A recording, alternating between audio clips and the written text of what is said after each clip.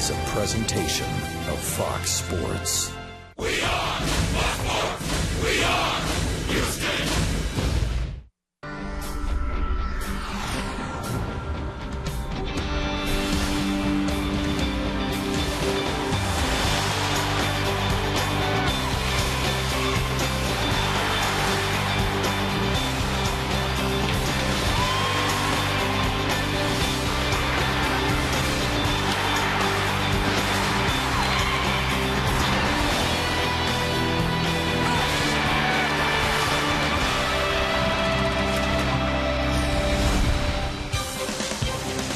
Live from Minute Maid Park in Houston, Texas, Fox Sports Houston brings you Houston Astros baseball. Tonight, it's Game 2 of this 4-game series. The Astros take on the Pittsburgh Pirates.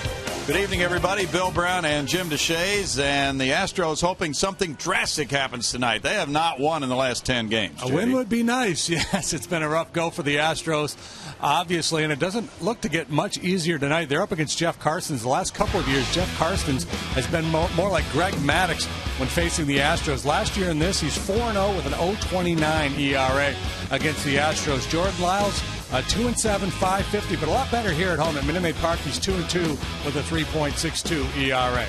Last night, the Pirates got off to quite a start with a first-pitch home run from a rookie making his debut. We'll see what the first pitch brings next.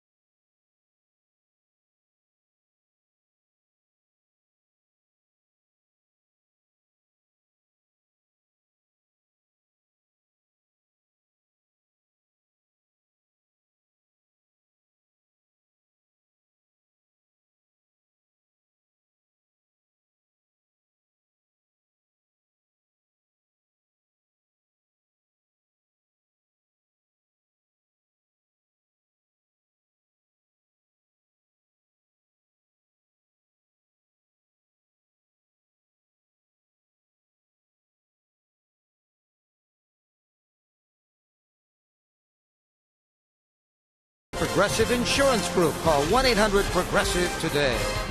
It's Game 2 of the series with the Pittsburgh Pirates and the Houston Astros inside Minute Maid Park. The roof is closed. We're set for baseball, and the Astros are on the field. So let's go up to the booth. Bill Brown and Jim DeShays. And a festive night it is with the retro uniforms on Flashback Friday. Here is the starting lineup brought to you by Hyundai for Clint Hurdle. Starling Marte, who jumped on the first pitch of the game last night for a homer, is in left field. It's Alex Presley in right with Andrew McCutchen in center. Garrett Jones is the first baseman. Neil Walker plays second. The third sacker is Pedro Alvarez. Michael McHenry's doing the catching tonight with Clint Barmas at shortstop, and Jeff Karsten's the pitcher. 14th time that Jordan Lyles has gone to the mound this year for the Houston Astros, and we're going to take a look at a breakdown on him home and road. And like so many of the Astros pitchers, he's far better here at Minute Maid Park. Winless on the road with a 6.97 ERA. Here he is 2-2 with a pretty solid earned run average of 3.62. Defensively, the Astros set up this way this evening. Martinez, Maxwell, Francisco left to right. Third to first, it's CJ, Gonzalez, Altuve, and Moore. Rich Snyder behind the plate. Astros trying to break this 10-game losing streak and slow down this Pirate Club. This Pirate Club has won 14 of the last 20. Brad Mills hoping maybe the change of uniforms will bring a better result. The Astros have dropped 7 straight to the Pirates. They're 1-7 against Pittsburgh this year. It's Alan Porter at home plate, Dave Rackley at first, Jim Wolf at second, Darryl Cousins at third. Ball game about to begin for Jordan Lyles against Marte, who was 2 for 4 last night, including his first big league homer. On the first pitch thrown to him, there's strike one this time as he's taking. Yeah, well, he probably figured after last night they were going to knock him down or throw him a curveball, and Jordan pumped a fastball right over the heart of the plate, crossed him up. Fouls it back, but he got his little niche in history, becoming the 28th player to homer on the first pitch. And from the Pirates Academy in the Dominican Republic, with the director of Latin American operations, Rene Gallo, who lives in the Houston area. And Rene Gallo says he's the first of many good ones. Ground ball to shortstop. This time it's out number 1 as Gonzalez makes the play for Lyles. Jordan off to a good start, and he was off to a very good start in his last outing as well in Arizona. He was clipping along nicely. He'd given up a home run to Jason Kubel in the second inning, and that was it through 5, and then they ambushed him in the 6th inning. He really threw the ball well for most of that outing. When you look at the numbers, you go, not so good, but he was really good for a good stretch, and that's been the case a number of times for Jordan this year. Alex Presley showing bunt, taking strike 1, falls behind in the count. 231, 6 homers, 14 runs batted in. He's been the regular left fielder, but it appears that he has just lost his playing time to Mr. Marte, so he's in right today. And the Pirate leadoff men have not produced very much this season. That's what Presley has done quite a bit of the year. No balls, 2 strikes, but Clint Hurdle's not going to shelve him. He's giving him a chance to start in right. Presley, 27 years old, from Monroe, Louisiana. Well, they got some pieces they can move around. Garrett Jones goes back and forth between the outfield and first base. That creates an opening in the outfield. Jones plays first tonight. I think whether it was intentional or not, it's a good thing for Hurdle to get Presley in this game after Marte was the hero last night. You don't want to give Presley the idea that he's buried. True. Because that kid had one big game. Yep, he's still in the mix. So pitch right into the heart of the plate. Strikeout looking for Presley. Nice beginning for Jordan Lyles. So many times with the pitcher in that first inning, you're worried about command, but that has not been the case. Attacking the strike zone, he's made 7 pitches, 6 of them in the zone, and he's got 2 quick outs. Now the man who's on an MVP pace, Andrew McCutchen, leading the league in many departments, including batting average, 368. He has 22 homers. Fouling that one back. There's strike 1. McCutchen, an all-star again this year, 25 years old, just really exploding on the scene. Yeah, he's a tremendous talent. Speaking of exploding, that last fastball clocked at 94 miles an hour. Ooh. Ground ball here to Gonzalez. That makes it a 1-2-3 first. That sets a nice tone. Jordan Lyles is back in the dugout. Jeff Karsten's on the mound in a moment.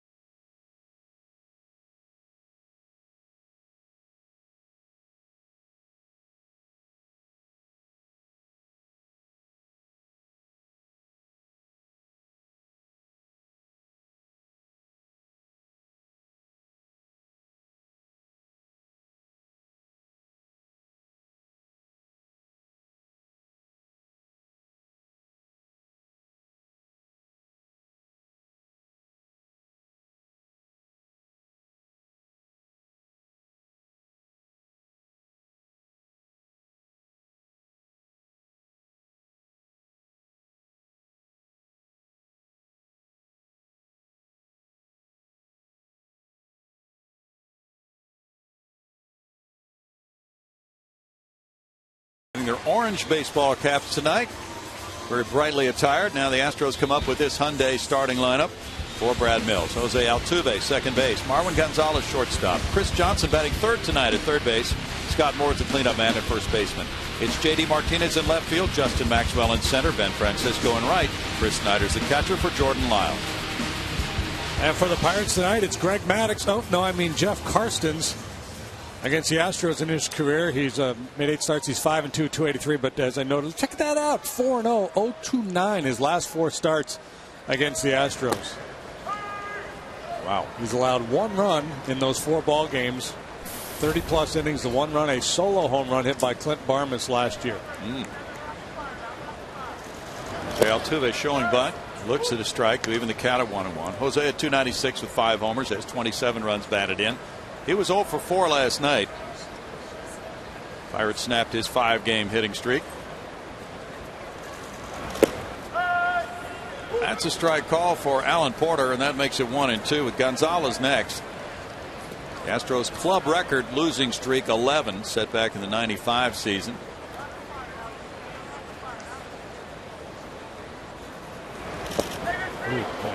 Good slow hook. Yes, it was for strikeout number 1 for Karstens. And if you're to ask what Carson's best attribute as a pitcher, it would be that, the fact that he has command of 4 pitches.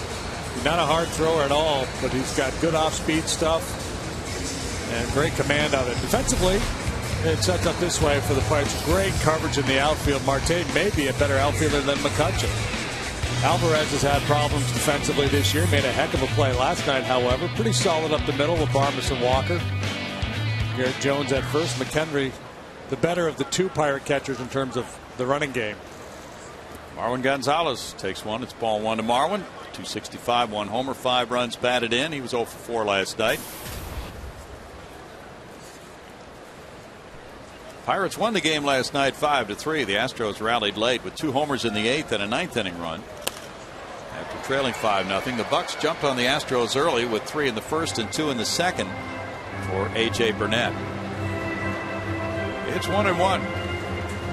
Chucky Fick has joined the Astros. He is in the bullpen. Just arrived as a waiver claim today from the St. Louis Cardinals. There's a bouncer, and Garrett Jones sliding, gets up, tosses to Karstens for a very fine out number 2. Fick replaces Zenario Del Rosario, who was optioned back to AAA Oklahoma City. Well done by Jones. Yeah, we talked about his ability to move between the outfield and first base, and wearing that big trapper tonight, he makes a nice play on Marwin. Take away a possible base hit. Carson's been really pitching well of late. He's 2-0 with a .164 ERA here in the month of July. Ball 1 to Chris Johnson, batting third for the first time. And he's hitting .276 with 7 homers, 40 runs batted in. He smacks that one to left center field. That one a gapper and rolls to the wall. And it kicks away. And that'll give C.J. a thought, but he stays at second with a 2-out double. Didn't get very far away from McCutchen. Double number 21 for C.J. Yeah, that 90 feet between second and third, sometimes a guy can hit a wall. And with 2 outs, there's no sense risking it. Trying to get to third base. A little bit of a spinning, hanging breaking ball from Karstens. And Chris Johnson right now, the last guy in the Astro club you want to make a mistake to. He's really swinging it well, hitting .500 on the homestand prior to that swing. He's the 11th different number 3 hitter Brad Mills has used this year. He's aboard for Scott Moore with 4 homers, 11 runs batted in, and a .227 average. Trying to give the Astros a first inning lead. As timeout, Karstens with 8 shutout innings against Houston in Pittsburgh July 5th. Ooh, 80 miles per hour. Yeah, the knees. He'll very difficult to predict with Karstens when he's on his game. He'll throw any pitch in any count. This is the second left-handed hitter. He started Marwin with the first pitch changeup too. You mentioned he's only given up 1 run his last 4 starts to the Astros. Gets a pop-up here. Coming over for it, Alvarez, the catcher, though, McHenry, will handle it for out number 3. With no runs a hit and a man stranded, no score after 1.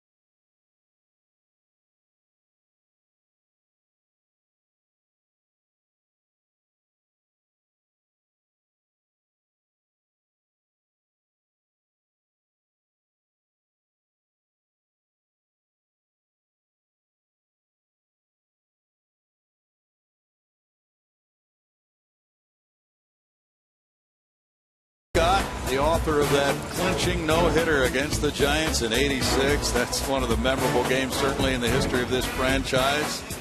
Devastating work from Scotty in his Cy Young year, and a terrific moment in the history of this franchise. Billy Doran, Danny Darwin, and teammates.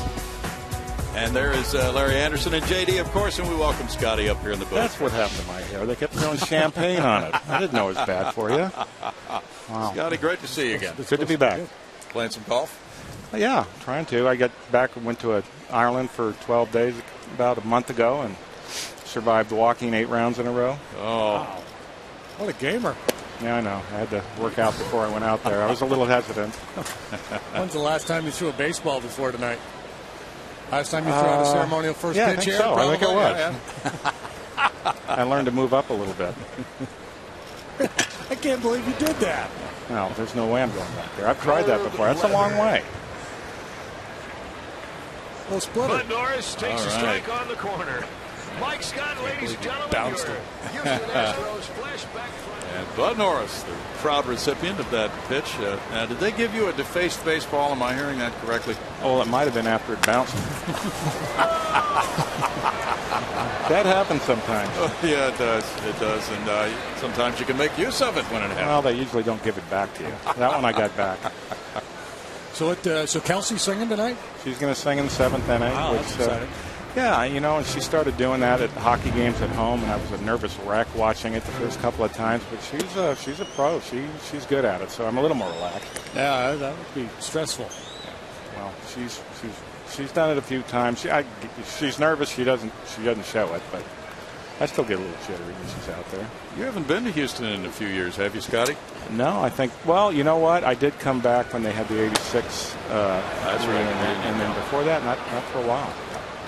They had a smaller scoreboard than us. Yes, much smaller. And quite a different environment here than the Astrodome environment. How do you find this one compared to the Dome days? I think this is great. I missed a lot of the new ballparks. In fact, I didn't see hardly any of them. But the ones we played in were probably better to pitch in. The Dome certainly was.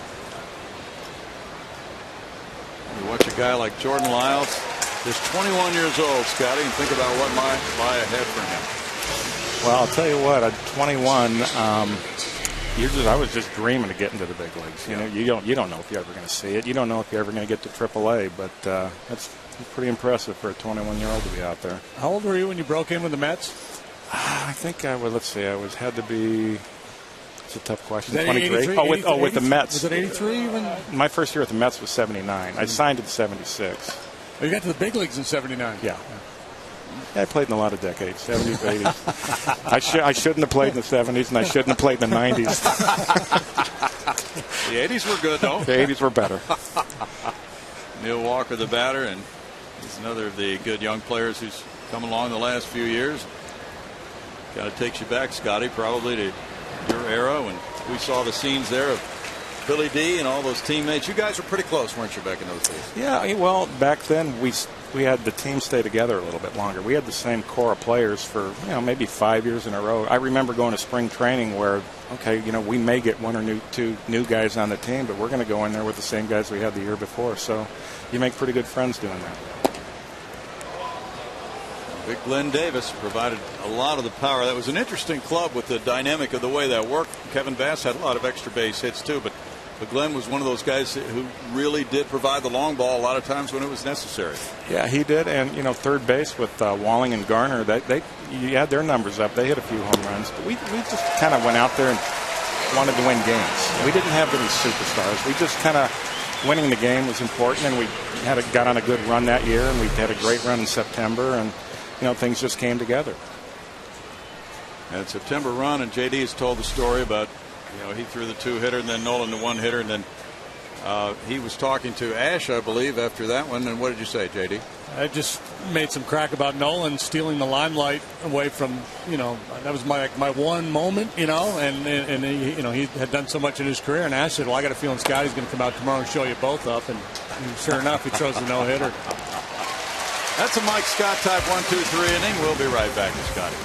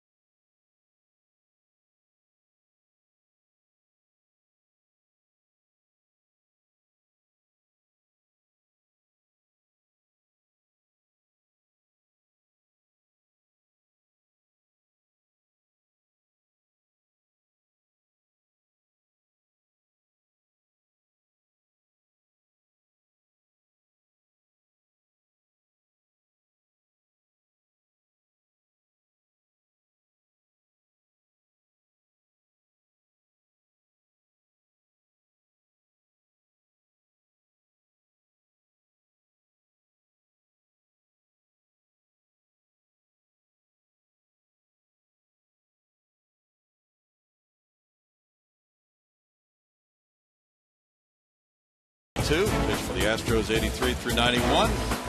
And then through that no-hitter we saw, three-time All-Star. He joins us here in the booth. No score. There is strike one to J.D. Martinez. And Scotty, the split-finger fastball, of course, was what really allowed you to complete your stuff and go out and be dominant. You worked with Roger Craig to perfect that pitch. Today, as you watch games, are you seeing more straight change-ups than split fingers? You think it's turned the other way a little bit?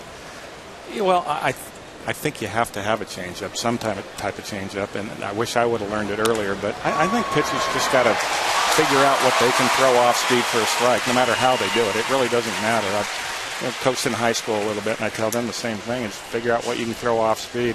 Doesn't matter if it's a split finger, three-finger change-up, but you got to have a fastball and an off-speed pitch. If you only have those two, you can still win. You can compete. J.D. with a hit. That's hit number 2 for the Astros. Now it's Justin Maxwell. It's hard not to see the uniforms and flash back. You see when J.D. walked over 14, I was like, hey, there's Ash. Yeah, you kind of associate the guys with their number.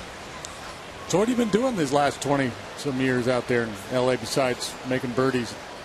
Well, not too many of those lately, but I travel a lot. We try to take a trip a year and do some skiing, which I think those days are numbered. My wife think he wants to still do it, but my knees are saying no. You're going to hang out in the lodge? I don't. Yeah, that's it. It just doesn't work for me anymore. But playing some golf, doing some traveling. Now, we got a granddaughter and another one on the way in September, so do some babysitting and enjoy that more than I thought I would.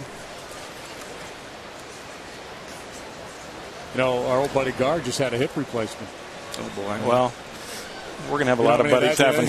Oh yeah. You're good. You got all the original parts. Yeah, so far. Yeah. So far. My knee's begging for another one. That might be next. But yeah, it's funny. I used to talk about the game yesterday and this. How's your hip doing? When'd you get it replaced? And what's next? And how long was rehab? Those old guys that just talk about their health and the weather. Yeah. Hey, listen to us. We got to stop this. Walker can't flag it down. It's a hit to the right side. Maxwell makes it first and second. Nobody out.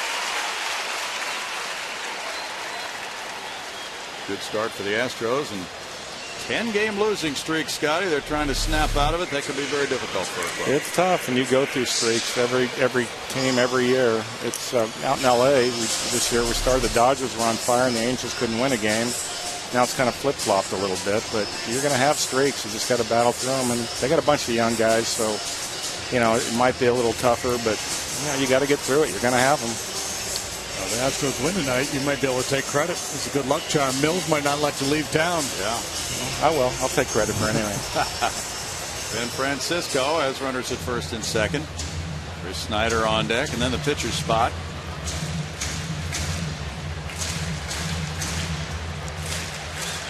John McMullen, of course, was the owner of the team when you played for the Astros. Scotty, he was an interesting guy. You got to know him. You played golf with him. One of those guys who loved to play golf, wasn't he? Yeah, he loved to play golf. He took us on a trip to Ireland, and we'd do a trip at the end of the year. The guys that actually like to play golf, and we had to coin a phrase with when you play with Mac, he tends to help his shots a little bit. So we called it a McMulligan when you get to hit an extra shot. You're playing with Mac. You guys only get one McMulligan apiece today. I guess the guy that writes the check gets to take as many McMulligans as he wants. If he wants. Yeah. But he loved that type of sporting environment, and so does Jim Crane, who's a 2-handicapper, Scotty. So wow. No McMulligans with him. Yeah, I guess not.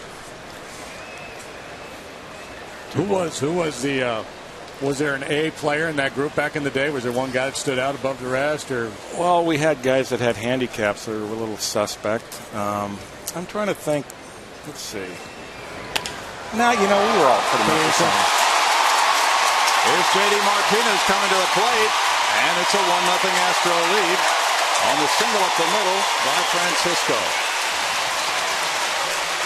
And Maxwell went first to third the way those 86 Astros used to do all the time.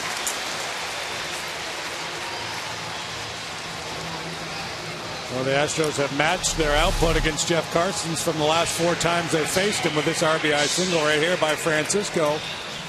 And a chance to get a couple more here. Craig Reynolds was pretty good, right? Yeah, Craig was good. We weren't as good as we all thought we were, but Craig was probably pretty good. Alan Ashby was pretty good. Enos was pretty good. Cabell. We were all pretty much the same. And all thought we were better than we were, and all tried to get higher handicaps than we should have. But that's all part of the trip. Snyder at 181, trying to continue the rally. Puts it in the air outside the left field line, headed for the seats.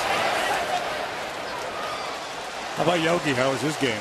Yogi went on a couple of those, didn't he? Yeah, Yogi went on all of them. He, Yogi, he plays very well to his handicap. He knows what it should be, so he adds a few, and he competes pretty well. It's funny, I don't know how many home runs he hit, a ton, and he hit left-handed. He plays right-handed and couldn't hit it out of his shadow, but he'd make his bogeys and pars and take his shots. And fun guy on a trip.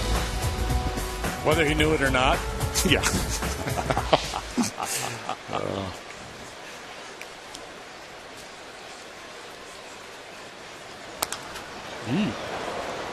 No balls, 2 strikes. Scotty, we just saw your numbers. You were never too big on statistics, but you had to just enjoy competing. That was what you probably took the most of from the game, right?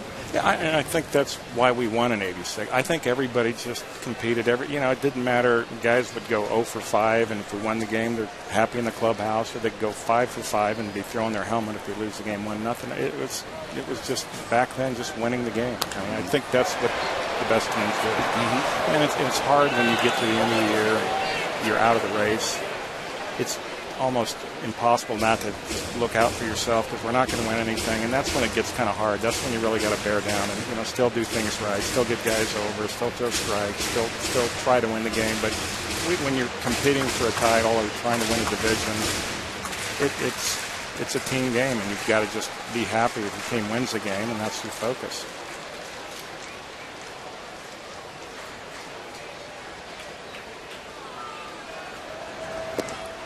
Snyder waves at that one, strikes out. That's out number 1. Well, Larry Anderson said that, and I don't know if you were in the group, we used to hang around in the clubhouse after games, Scotty, and I was there once in a while. Yeah, he said sometimes the wives would call down and say, "Hey, come on, we've been down there an hour. It's time to leave now." Yeah.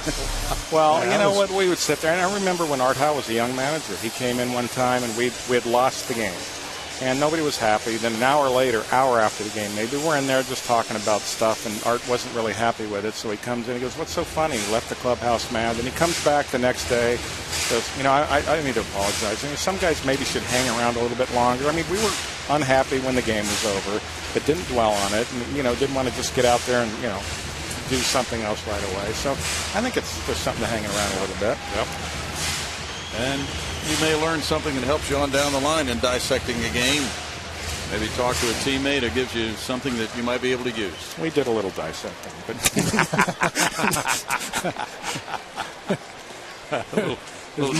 there's more esprit de corps and camaraderie that is being built down there. More marinating than dissecting. Drowning. Pull that big cooler over and discuss the game. Now Lyles with 1 out around a bunt. Puts it down. No. Oh, hey, beat it. He's safe. Jimmy Max scoring on a sacrifice bunt to make it 2-0. Wow. Safety squeeze. A very difficult read for the base runner coming down the third base line. He decided to go for it, and I thought they were going to be able to make a play on him. But how about the little evasive action here by Maxwell? You see him coming down the line. He sees the ball down, goes for it, and able to get out away from the tag of McHenry. Oh, and right back to the back corner of the plate.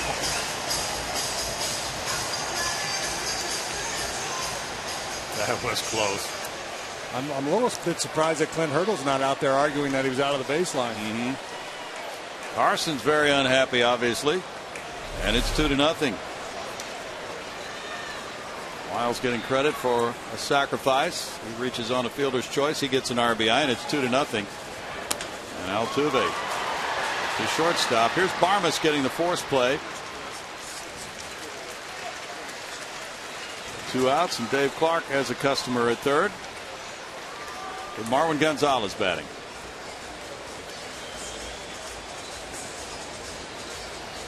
There we go. They've doubled their output now against Karstens.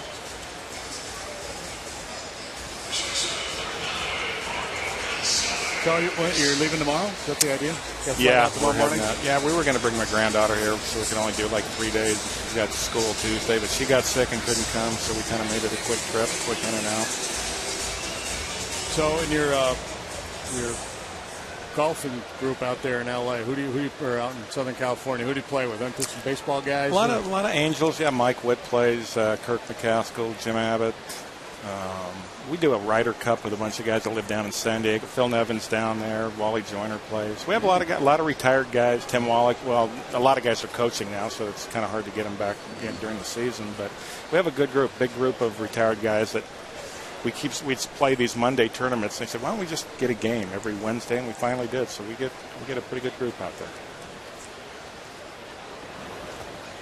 Well, I can imagine the lying that goes on there, the storytelling. Wow. And the handicapping. Yeah. Oh, yeah. Yeah, it's fun. But surprisingly, not a lot of baseball talked about. Yeah. It really isn't. Yeah. I mean, we've all heard it and done it, and I don't want to hear your stories. I've heard them. Yeah. Well, and you're talking about a lot of guys who accomplished a fair bit in the game, too. Yeah. It's Charlie Huff, who I play with quite a bit, it's amazing. I go out and watch some baseball clinics here and there and do some stuff. He's amazing. I hear stuff. I pitched for a while. Yeah, he was a knuckleball pitcher, which you wouldn't think he can really help guys that throw. He can really coach. I don't let him ever let him know that I said this. But, yeah, I mean, I'm learning stuff watching these guys teaching guys. Altuve got his 18th steal. Marwin with a swing and a miss. 1-2. Great to see you back, and these Fridays have been terrific as far as seeing a lot of guys like yourself who don't normally make the trip to Houston. A lot of fun for the fans. Well, it's fun to come out here. I don't get out here very much, but I love Houston. My family grew up here. We love coming back. Visit the old restaurants and the place you used to go. Yeah. They've got it mapped out before we get here. Are you coming back in September? I think so. Yeah, we. My oldest daughter Kimmy is due that weekend, but so I'll probably. I think I'm going to come, but I may be solo, so I may be calling you for something to do, keep me busy during the day. Oh, it'll be golf weather then. It won't be quite as hot. That's true. Maybe I can go out and play some golf. You bet.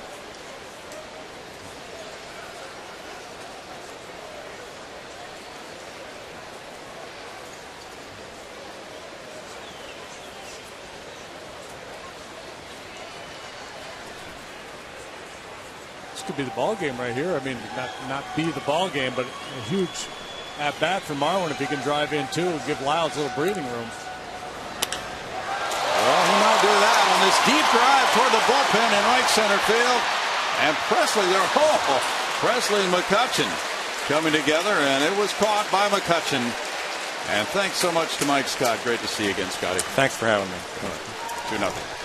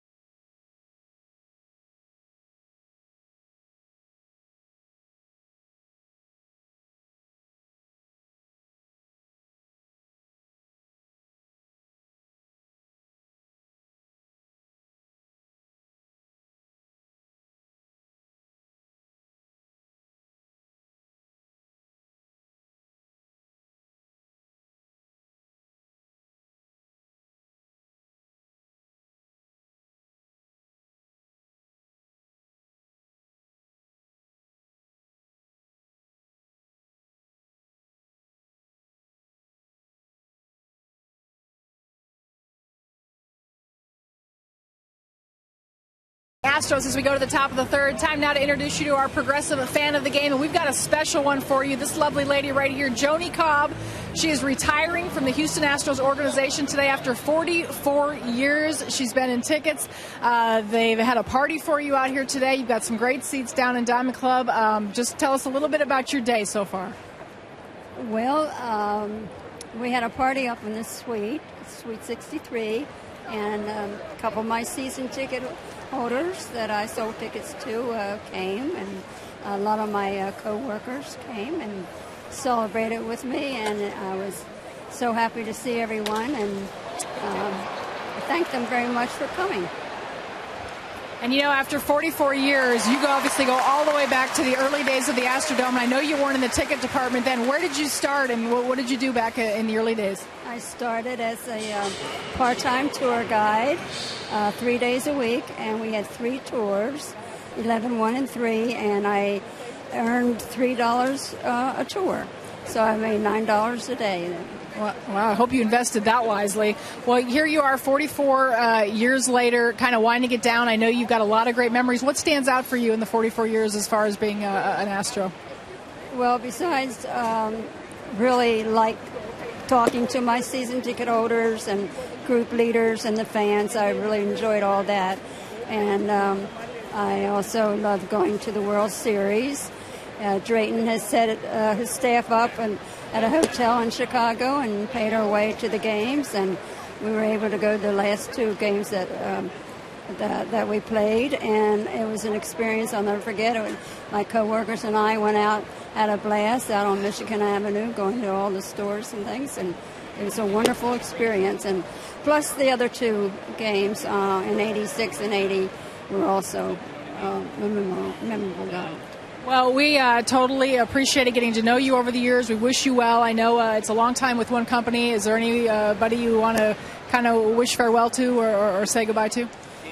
Yeah, Drayton McLean. I had a wonderful, wonderful time as one of his employees. He was a wonderful, wonderful owner, and I looked after his employees all the time, came around and talked to you, and thanked you for doing a good job, and he was just wonderful, and I thank him very much for having the opportunity to work with him. And we all thank you for 44 years of service, and I don't know if it quite adds up, but you are a progressive fan of the game, so that is for you. Thank you so much. So much, Patty. All right, guys. Well, Joni used to work up here in the booth with us back in the Astrodome days on the telecast, and has witnessed, of course, many great Astros games, including Scotty's no-hitter. Clint Barmas with a 3-2 pitch. And that's strike 3. He thought maybe ball 4. Alan Porter brings him back. Strikeout number 4 for Lyles. Lyles is really sharp tonight. This is a borderline pitch. Could have gone either way. You see number 7 there on our Fox tracks, but he's been awfully good. Look at that pitch sequence there. 1 up and in to keep him honest, and then just dotting that outside edge. Now that's 8 straight retired by Lyles to open this game, and Karstens follows. Taking ball 1. He has 2 hits and 16 at bats, a 125 average with 1 RBI.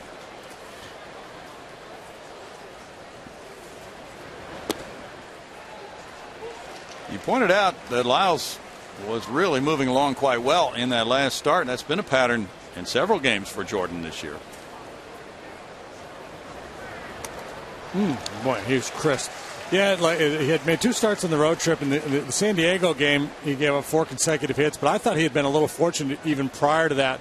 I don't think his stuff was that sharp in that game, but I thought last time out against the Diamondbacks he was really, really good.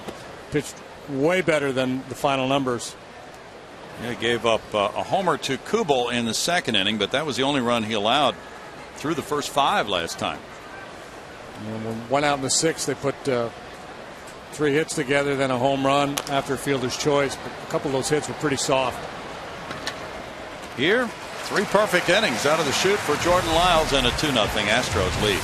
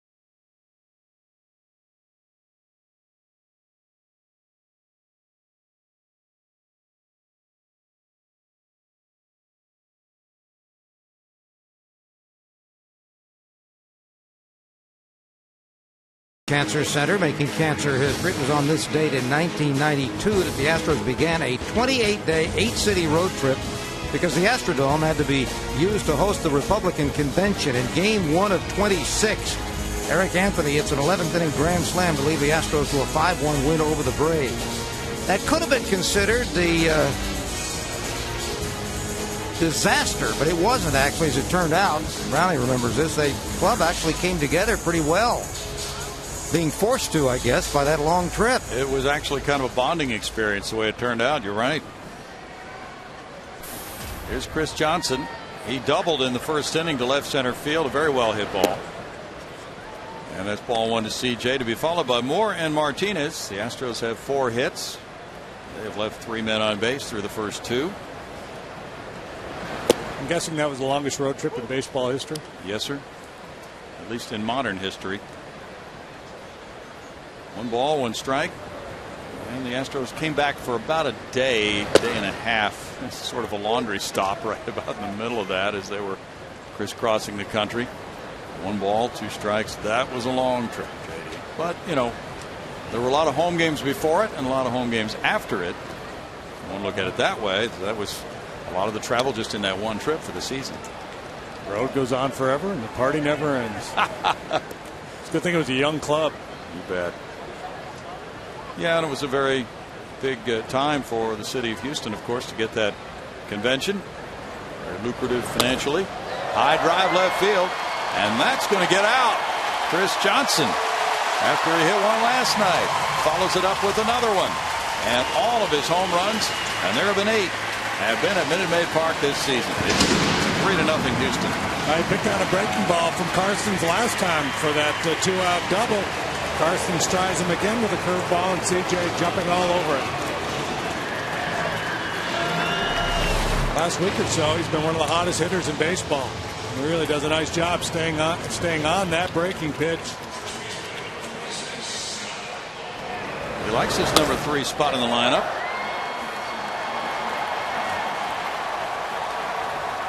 He's 10 for his last 18. Scott Moore takes, and there's ball 1. Karstens had been extremely stingy on home runs allowed. That's only his second allowed all year. In the air, and there's the second sacker calling for it. Out number 1. A reminder as you enjoy a cold one to look forward to Miller time later in tonight's game, brought to you by Miller Lite. So CJ had gotten around 80 at bats without a home run before homering last night. Now he does it again here this evening. Astros have out-homered their opponents at home 53-51. Martinez looking at strike 1. They're 24-25 in their home ballpark this season. Maxwell's on deck. A lot of things going well in the early part of this one for Houston. It's 1-1. Karstens starting tonight. Wandy Rodriguez starting for the Buccos tomorrow night against Armando Galarraga. 1-2. Armando will join the club tomorrow. His wife delivered a baby today. Wow, a whole lot going on. Bet. It's a busy weekend. Yes. Fastball struck him out. Strike out number 3.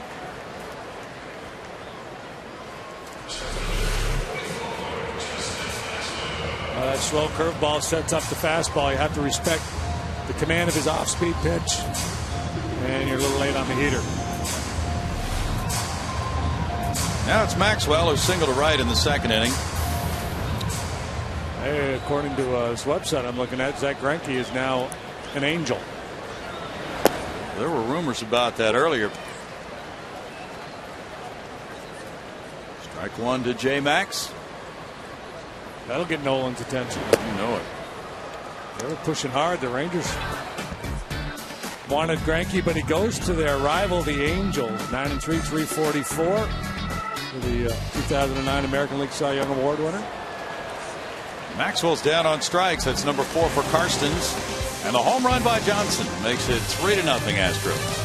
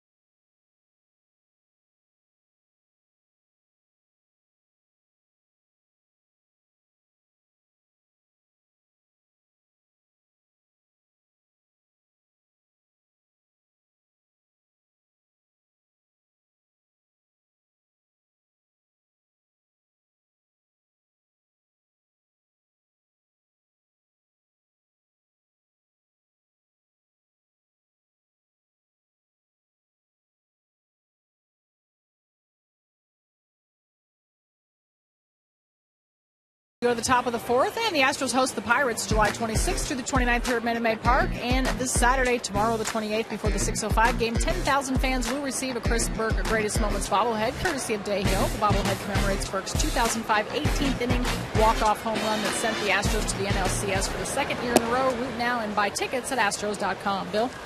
First pitch is a curveball to Starling Marte. He takes it for ball one. He was showing bunt.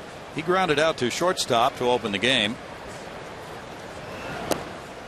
His mother died when he was 10, and he was raised by his grandmother. He called her immediately after the game last night. Big thrill as he broke in as a big leaguer with a huge splash with that leadoff homer. Well, Marte, obviously a very skilled young player. I've read a couple stories now where the kid that the Astros acquired, one of the kids they acquired in that deal, Grossman, was actually rated a little bit higher than Marte by some organizations. Interesting. In their prospect rankings. 3 balls and a strike.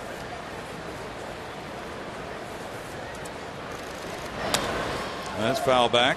Grossman went 2 for 4 last night with a walk in his debut for the Corpus Christi Hooks, playing center field. We've heard good things about Robbie Grossman, who went to Cy-Fair High School in Houston, from members of the Pirates. He walked better than 100 times last year. Rare to see a young guy with that kind of plate discipline. Extremely rare. Roll up the middle. There's Marwin Gonzalez. Quickly throwing to Scott Moore. And Marte is out number 1. Let's see what else is going on. Matt Heidenreich, who came in the Brad Myers trade from the White Sox, had quite a debut last night for Corpus Christi as well at San Antonio. 8 innings plus 1 earned run on 5 hits.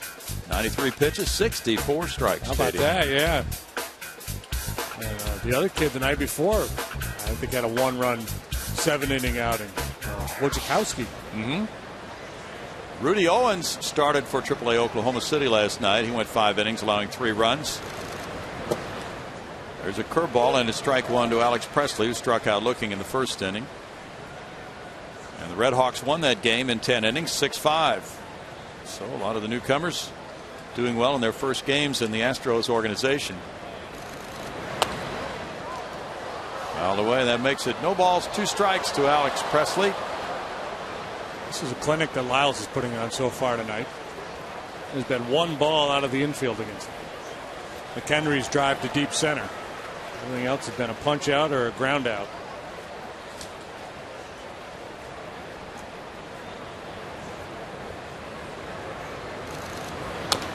Presley taps 1 foul. Presley hit .298 for the Buccos last year in 215 at bats. He went to the University of Mississippi. An 8th round pick of the Pirates in 06. The Astros are going now where the Pirates have been, accumulating top young talent, letting them work their way through the minor leagues. It's sure paying off this season for Pittsburgh. It's 1-2. 19 straight years, though, without a winning season. Yeah, you don't want to follow that blueprint. No.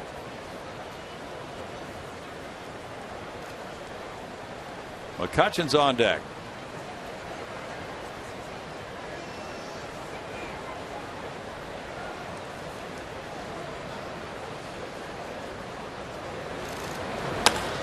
That's pulled toward the right field corner. And that's a flyer, and Presley has hit 1 out. Home run for Presley makes it 3-1. That's number 7 of the year for him, giving him 15 runs batted in. Perfect game in the shutout, gone with 1 swing of the bat, but so many times on the road trip it was home runs after walks that did in Astros pitchers. This solo shot here by Presley shouldn't be that much of an issue for Lyles if he doesn't let him affect him. He's got McCutchen in the heart of the order coming up. This is an aggressive fastball, middle in a little bit. Presley just quick to it. He's worked upstairs with his fastball effectively tonight, but this time Presley got the head out in front. Now there's strike 1 to McCutchen. McCutchen grounded out to shortstop earlier. 14th home run allowed by Jordan this year. Left-handed hitters have been problematic. They came into this game hitting .354 against him. 1-1 to McCutchen. Astros pitchers much better at home with a 3.63 ERA this year.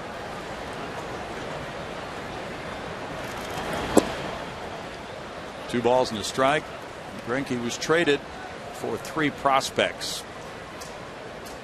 3 of the top 20 Angels prospects going to Milwaukee, including the Angels' #1 overall prospect, John Segura. Shortstop. 3 balls and a strike. And they get 2 AA pitchers as well.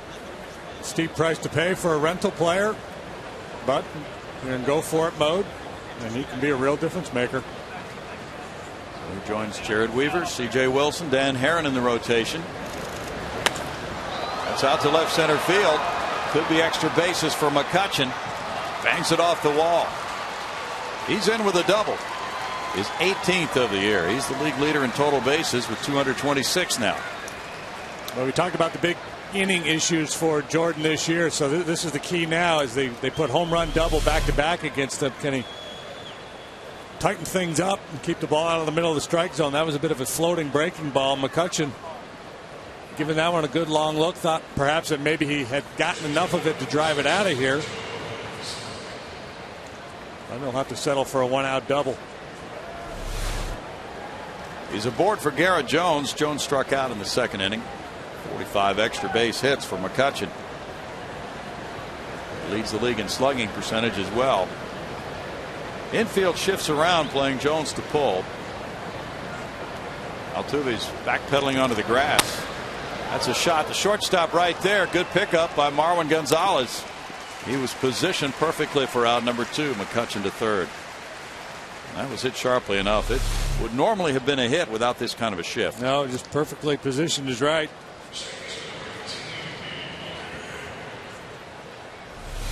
More issues for the modern hitter. You know, they got the specialized bullpen, and all these guys throwing 95 miles an hour now with all the spray charts and all the information clubs have. We've seen in the last couple of years much more aggressiveness in terms of positioning and shifting. Yeah.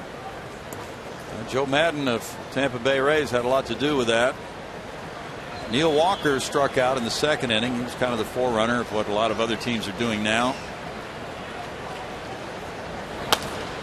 Slicing fly ball, left field corner. Martinez coming over, and it's out of play. Walker's a switch hitter. This is his better side. He's sitting 305 left-handed. He's at 333 at Minute Maid Park. 63 at bats. Lyle's last win came here over San Diego, June 26th. Jordan 2-2 at home with a 3.62 ERA.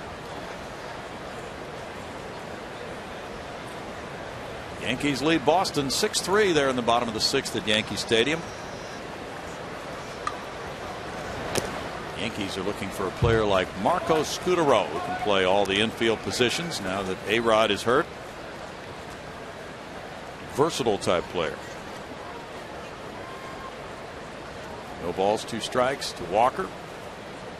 San Diego 5, Miami 2. San Diego has dropped a 5 spot on Miami in the 6th inning, still batting.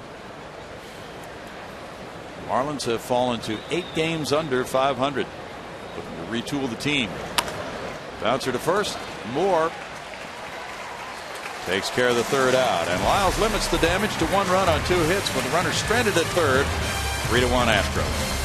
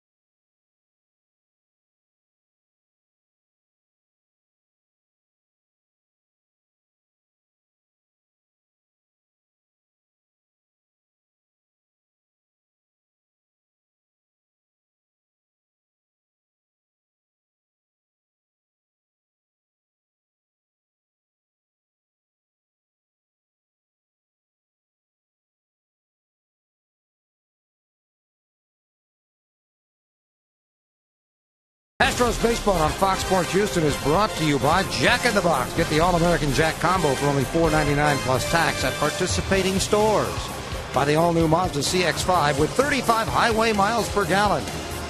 And by the Cachauda Casino Resort, the largest, most exciting casino resort in Louisiana. That's a look outside as we move toward the ballpark. Astros lead at 3-1. Here's Browning. Thanks, Greg. There is strike one for Jeff Karstens to Ben Francisco, who delivered an RBI single into center field in the second inning to make it 1-0 Houston. Francisco's first RBI as a member of the Astros. That makes it 0-2 to Ben.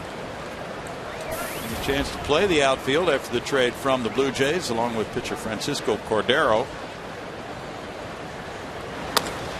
He bangs that one toward the left field corner, and that will. Whoa! Ben Francisco gets to take the tour. It had just enough to sneak over the top of the wall on the 0-2 pitch, and he hammered the breaking ball for home run number 1 as an Astro. Clint Hurdle's going to want the umpires to take a look at this one. Fan reaching over to make the catch. Whether he reached into the field of play or not, I don't know. Certainly, as a manager of the team that gave it up, you're going to want the umpires to take another look, or at least say, hey, are you absolutely sure? He confers with Darryl Cousins, the crew chief. He's going to pull everybody together, and I suspect they're going to go take a look and see if we can see what happened here. Good swing in the bat by Ben.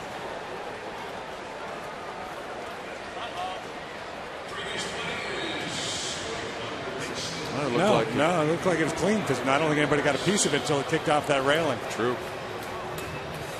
I think he's good. The guy in the glove didn't touch it until after it was rattling around. Right through the hands. By the way, did you see the article today about expanded replay coming next year? I saw the commissioner said, yeah, he's going to promote trapped balls. Yes. And fair foul down the line? Yes. Is that for this year's postseason or just next year's regular season? I think it's next year's regular season. Francisco hitting number 1 as an Astro to make it 4-1. Hey, Brownie, I got an idea. Okay. Every time he hits a home run, you say, hey, it's a Ben Francisco treat. Okay, let's do it. Want to go with that? Yeah, let's do it. That's the home run verification from the umpiring crew. And it is a Ben Francisco treat. And a 3-run lead. Sauteed or something? Well, he's 2 for 2 with 2 runs batted in. The Astros outfield has been the least productive outfield in baseball. So nice to see that swing of the bat there from Ben. Doesn't get out by a lot, but you don't get extra points for hitting it 500 feet. As long as it clears, it's good. That was very good. It's 6 hits for the Astros now. Chris Snyder looking at ball 1. It's a real bonanza against Karstens with that career 2.83 ERA coming in against Houston. It allowed 1 run in 32/3 innings, covering the last 4 starts against the Astros, winning all 4 coming into this game tonight. Yeah, the percentages had to catch up with him. He's a good pitcher, but he's not that good. He's a Texas Tech Red Raider. That's yanked foul. Been hurt a bunch this year. He'd only made 8 starts prior to taking the mound tonight. Nice to see the Astros come out and play this kind of a game with a good crowd. The crowds have been down. This is a nice house here tonight. Very nice house. They've got their orange hats. You bet. Festive occasion. Lots of orange. Scotty bounced the first pitch of the game. Ceremonial first pitch in the dirt. 2 balls, 2 strikes. Karstens missed almost 2 months. First he had a sore shoulder, then a hip flexor. Astros have hit back-to-back homers twice. June 23rd the last time. Snyder wouldn't mind chiming in right here on top of Francisco.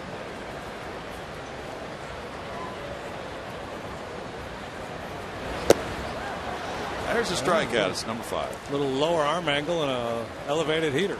Patty? Well, Astro fans, Chevy's proud to present a new show called Chevy Hometown Kids. It's not about the score, it's about the experience. So tune in each Saturday at 10 a.m. right here on Fox Sports Houston, or visit hometownkids.tv for more information. You guys? Now Jordan Lyles put down that safety squeeze, and that worked out very well. There is strike one. J-Max was able to, well, jackknife in there and touch home plate ahead of McHenry. They're both diving. It was a very athletic attempt by both players on that play at the plate. No balls, 2 strikes. Yeah, and if the competition is athleticism and it's Maxwell versus a squatty catcher, I'm betting on Maxwell. But it was a good play by McHenry. Good try. Strikeout number 6 for Karstens. Came into this game with 9 walks, 31 strikeouts for his first 8 starts. 1.8 walks per 9 innings, something like that. He's always been a guy who's been able to find the strike zone. Altuve, the batter, showing bunt, taking a strike. He's 0 for 2. Altuve will be the man on social media night tomorrow night prior to the 6:05 game with the Pirates on the Budweiser patio. 1 ball, 1 strike. You can get a ticket, which has been discounted from $60 to $45. You can meet Altuve, get a T-shirt, a meal, ticket on the patio, and the chance to watch batting practice.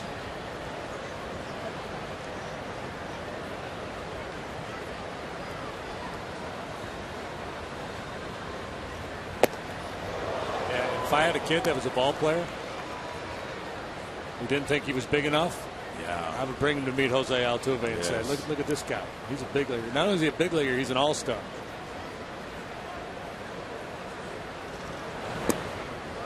Looks at that one for ball 3. Yeah, I think he could actually impart quite a bit of wisdom to a youngster on how not to take no for an answer. Whips that one foul. 3 balls, 2 strikes.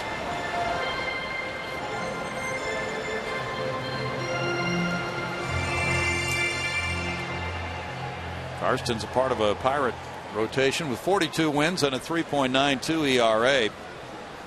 And now welcoming Wandy Rodriguez into that rotation tomorrow night for his first start as anything other than an Astro.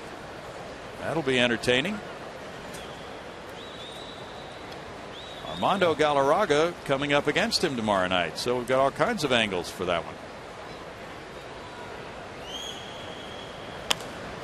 Galarraga started out at Class A Lexington this year, JD.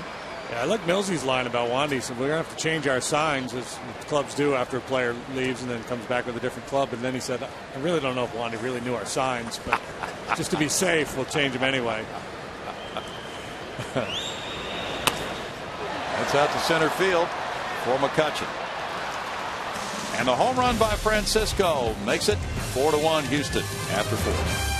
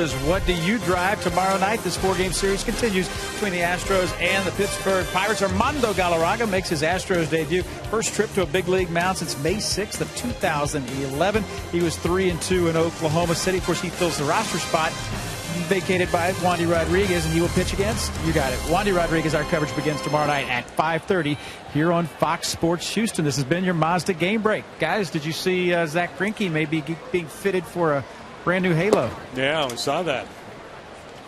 Ball 1 to Alvarez. How about that rotation, Kevin?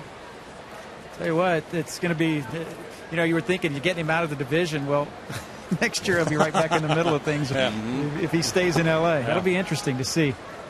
Oh, boy. So obviously they're poised to make a run at the Rangers, and then as long as they get into the postseason with that starting rotation, they're going to be awfully tough to deal with. Hey, how about Dan Herron, a number 4 starter? Yeah. 2 balls and a strike to Alvarez. Jordan Lyles leading at 4-1. The Astros have out hit the Pirates 6-2. Texas 5 ahead of the Angels, 5.5 ahead of Oakland.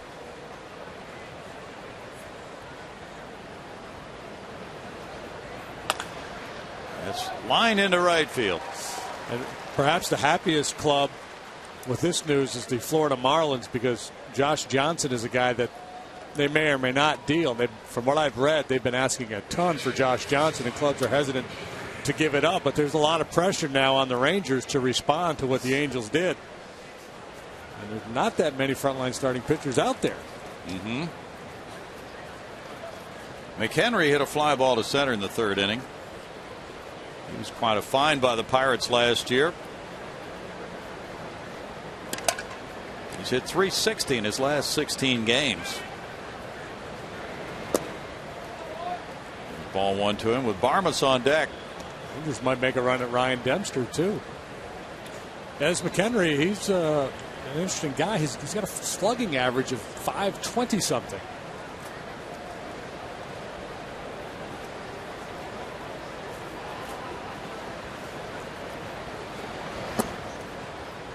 That's in for a strike. Michael, 27 years old, from Knoxville, Tennessee. He went to Middle Tennessee State. Yeah, last year he hit 2 homers and 180 at bats with a .322 slugging percentage, so that is significant improvement. They call him Fort McHenry in Pittsburgh because of his ability to block the plate. And because there is such a thing as Fort McHenry, so yeah, you have no choice really but to call him that and then find out a reason. Give him the name first and then you justify it later. Well, last year on that blown call in Atlanta in the 19-inning game, he tagged Julio Lugo of the Braves, but home plate umpire missed it. And the Braves won that 19-inning game, and then that sent the Pirates into a tailspin. 2 balls, 2 strikes. They didn't blame it on that blown umpire's call, because they certainly had many opportunities to turn it around after that and failed to do so.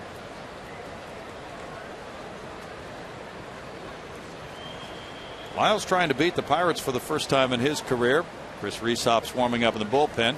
Jordan is 0-2 against Pittsburgh with a 9.31 ERA in 2 starts. Glove side command for Lyles tonight has been outstanding. That's hammered to left field. They're getting up in the boxes. That's the line drive 2-run homer by McHenry. And it's 4-3. That's his 9th home run. 22 runs batted in for McHenry. Every time I say something nice about Jordan, they hit a home run. I'm not going to say, I'm just going to sit on it from now on. Okay.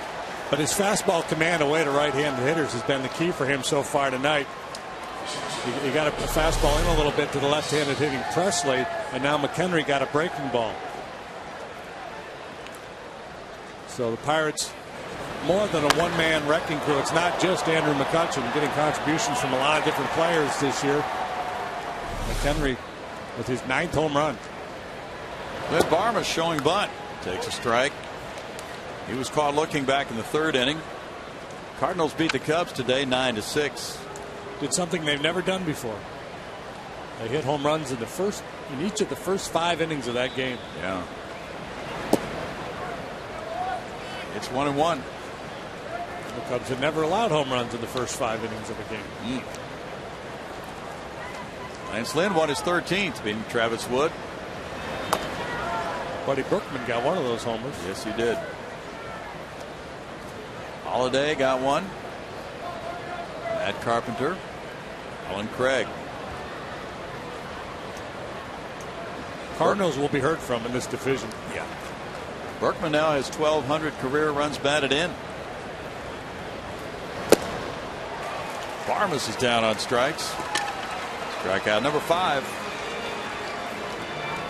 Yeah, the Redbirds only 6 games out, right? So very much in the thick of things. And of course, they came from a lot further back than that last year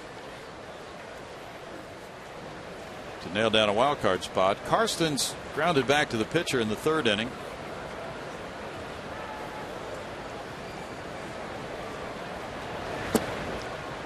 The Astros had been the most recent team to hit homers in 5 consecutive innings. That was against the Rockies, October 2nd, 2004.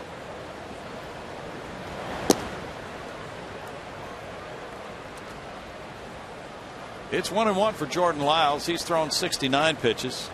He's 70 now with 47 strikes.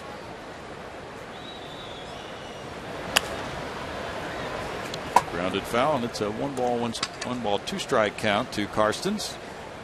Birthday wishes to Kelsey Virginia Fry, celebrating her 3rd birthday the other day in Tallahassee, Florida. Big Astro fans, and Uncle Matt wanted to pass that along. Very good.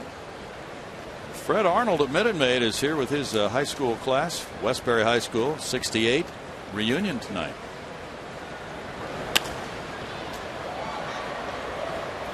Still 1-ball, 2 strikes. Class of 68, eh? Yep. Leo DeRocher. Lucci Norris. Wow, we're going deep. We really are, aren't we? Still 1-2. Leo the left. He was a character. Cantankerous guy. He was. Managed the Astros for a while.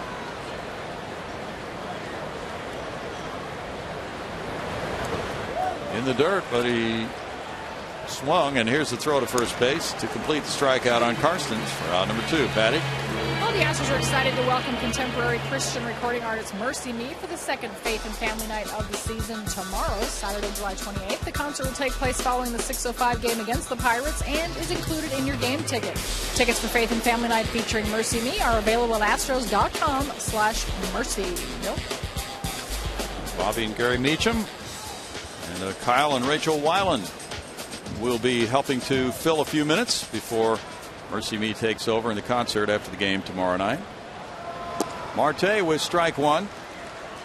He is grounded twice to shortstop. Texas got 4 in the 1st, but the White Sox have rebounded, and the White Sox lead it 5-4 in the middle of the 4th. No balls, 2 strikes for Jordan Lyles. Francisco Cordero is down with a sprained toe.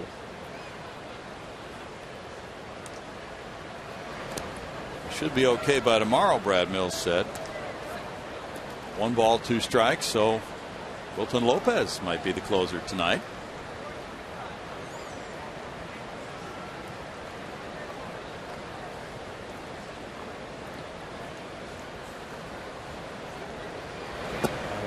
If you could read Brad Mills' mind, when the Astros had that 4-1 lead, he was probably thinking, just give me a couple more. Give me a nice 7-1 lead heading into the 9th inning. Yeah. Let me relax and enjoy a stress-free W. No relaxing. Good curveball. Marte strikes out. And Lyles strikes out 3 in a row after the 2-run homer by McHenry to make it 4-3 Astros.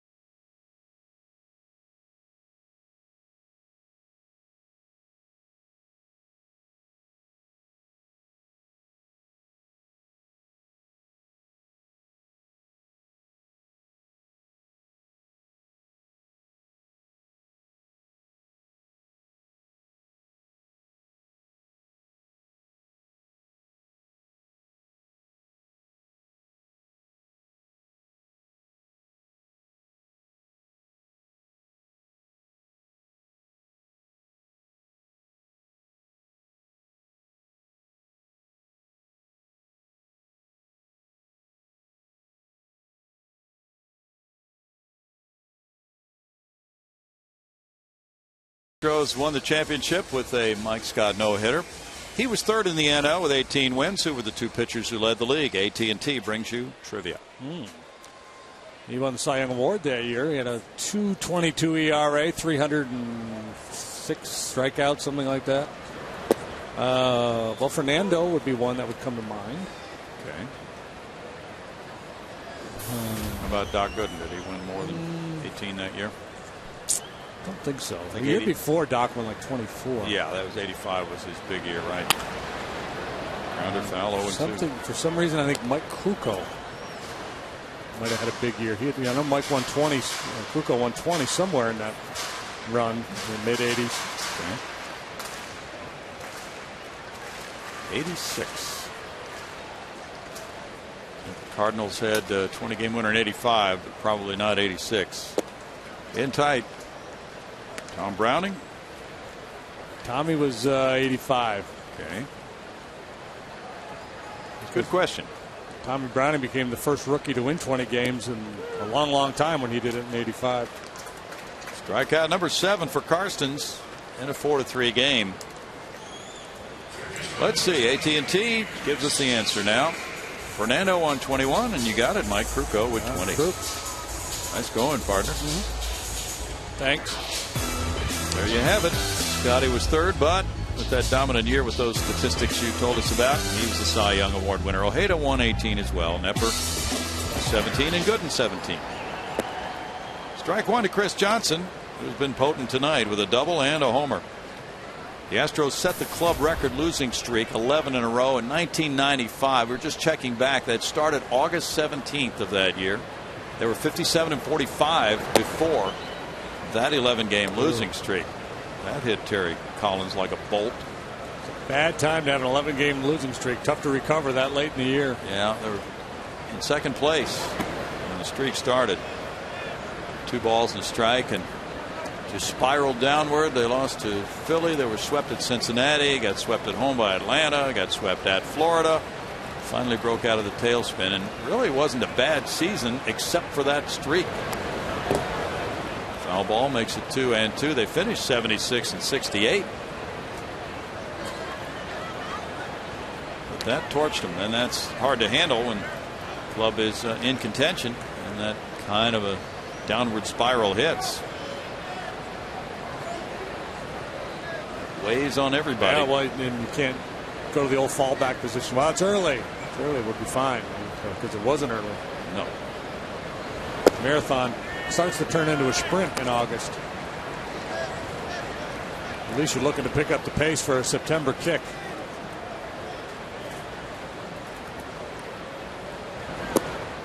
That's a walk. CJ. Look at the at-bats this man is having lately.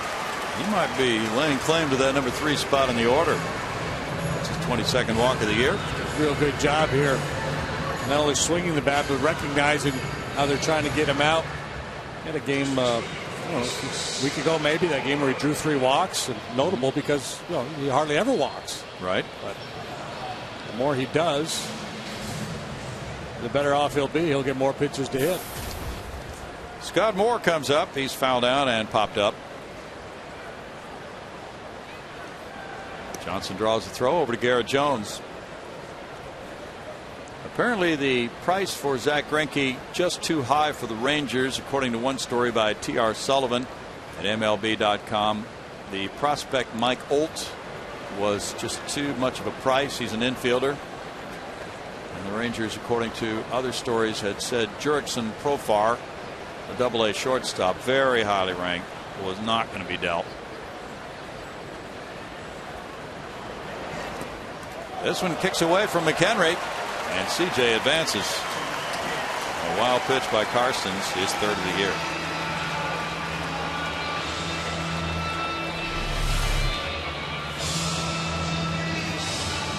Fort McHenry could not block that one.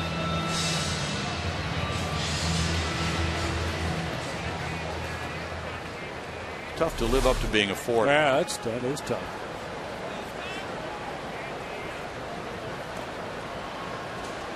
Now Moore has a 1-0 count. CJ in scoring position, checking for Barmas behind him. See where Clint is playing. That floats in for a strike at 81. It's 1-1. Carstens has an outstanding changeup. Gives left-handed hitters fits with it. They're hitting just .228 against him.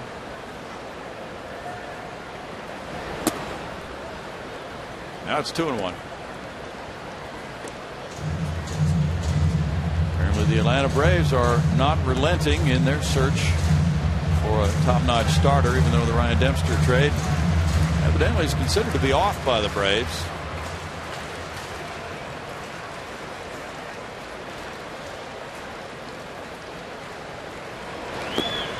And Matt Garza, who was rumored to be moving along from the Cubs, or at least there's a lot of speculation that he might move. He's hurt right now and won't be back until after the trade deadline. So if he's going to move, it's going to have to be in a waiver deal. 3 balls and a strike to Moore.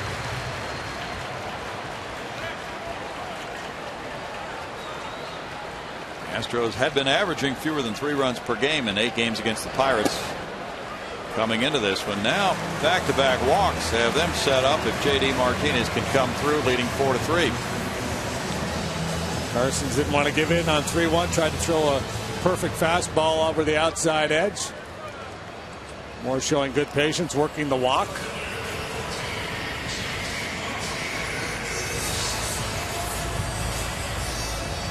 Resop was warming up earlier. He's going to be back at it. Martinez singled to start that 2-run second inning, and he scored, and then he struck out in the 3rd inning. Those are the numbers on Carstens. Carstens has won his last 3 starts. Last time out, he pitched shutout baseball. He's at 77 pitches with 50 strikes. That was against Miami on Sunday in a 3-0 win. And his strike 1. Braves lead the Phillies 6-1. They're in the bottom of the 6th inning.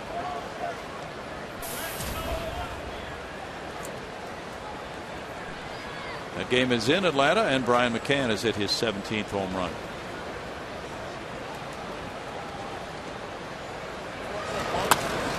That's hit to right field. Presley with the catch. Here's the tag, but CJ will hold. Presley gets it back in. 2 outs. Justin Maxwell follows. He's 1 for 2. Carstens was backing up third.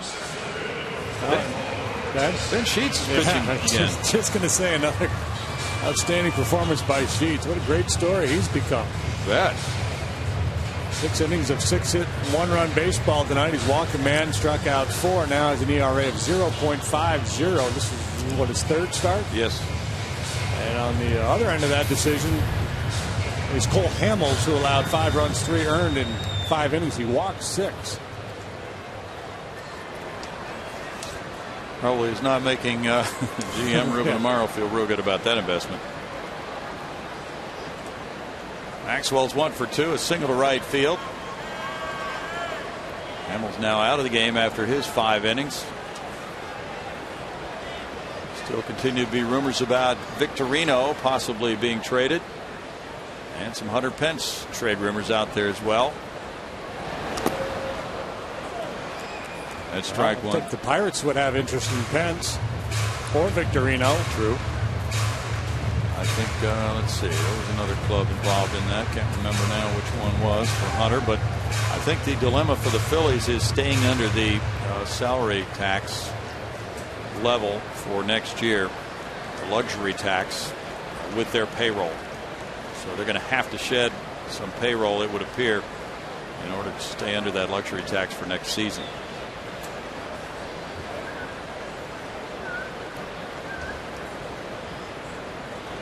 Oakland 8, Baltimore 6. They're in the bottom of the 7th at Baltimore. Both those clubs contenders for the wild card. It's 1-1.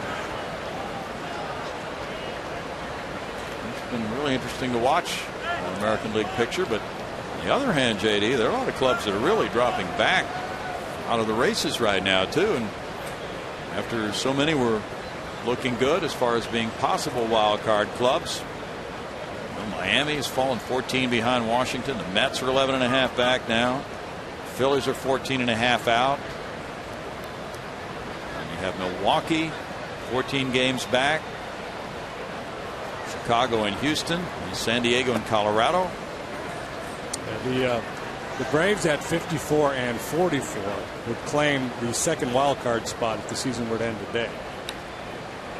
So take a team like the Phillies, they're 10 back in the loss column behind Atlanta.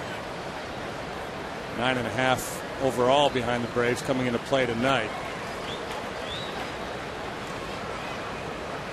Funny, you look, they're basically in the same spot as Philly, or excuse me, as Milwaukee, but you get the sense that Philly has a lot better chance than Milwaukee just because of that pitching. But both of them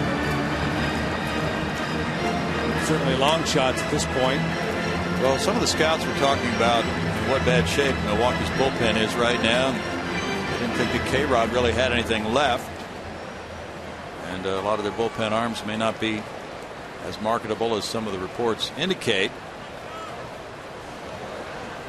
Yeah, they could probably get something for Axford, and the change of scenery might do him good. Right.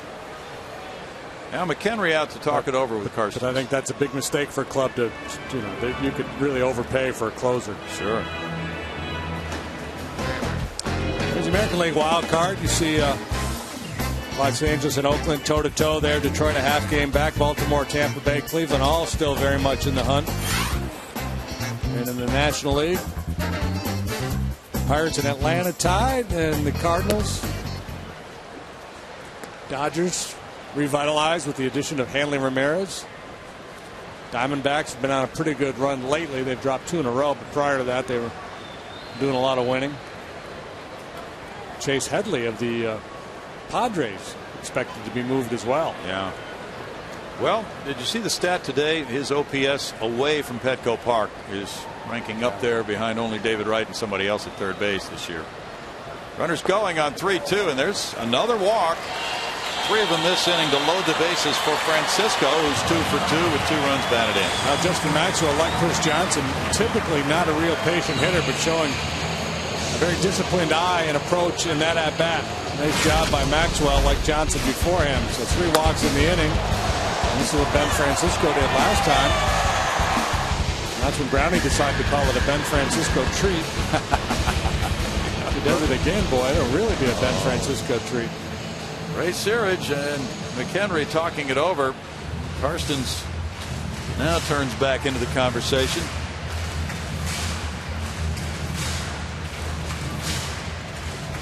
So this could be a real turning point in this game with the Astros up by 1. They can deliver here with the bases loaded and 2 outs. Francisco batting, that could really help their cause.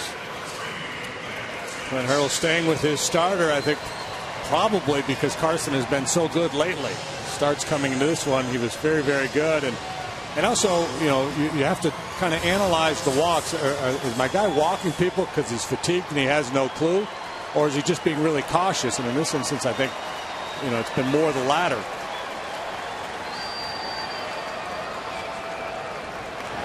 Francisco takes ball 1. Ben had a 2-1 count when he singled for that RBI in the second inning. He hit the home run on an 0-2 pitch. As Johnson, Moore, and Maxwell aboard.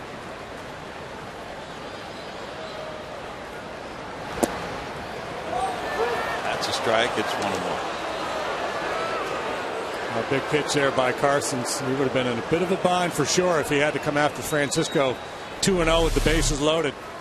A running fastball, trying to go down and away with it, and ran back over the inside corner, but the good movement and down the key. That's a shortstop. Barmas with the toss to Walker. No runs, no hits. 3 men left after 5. 4-3 Astros.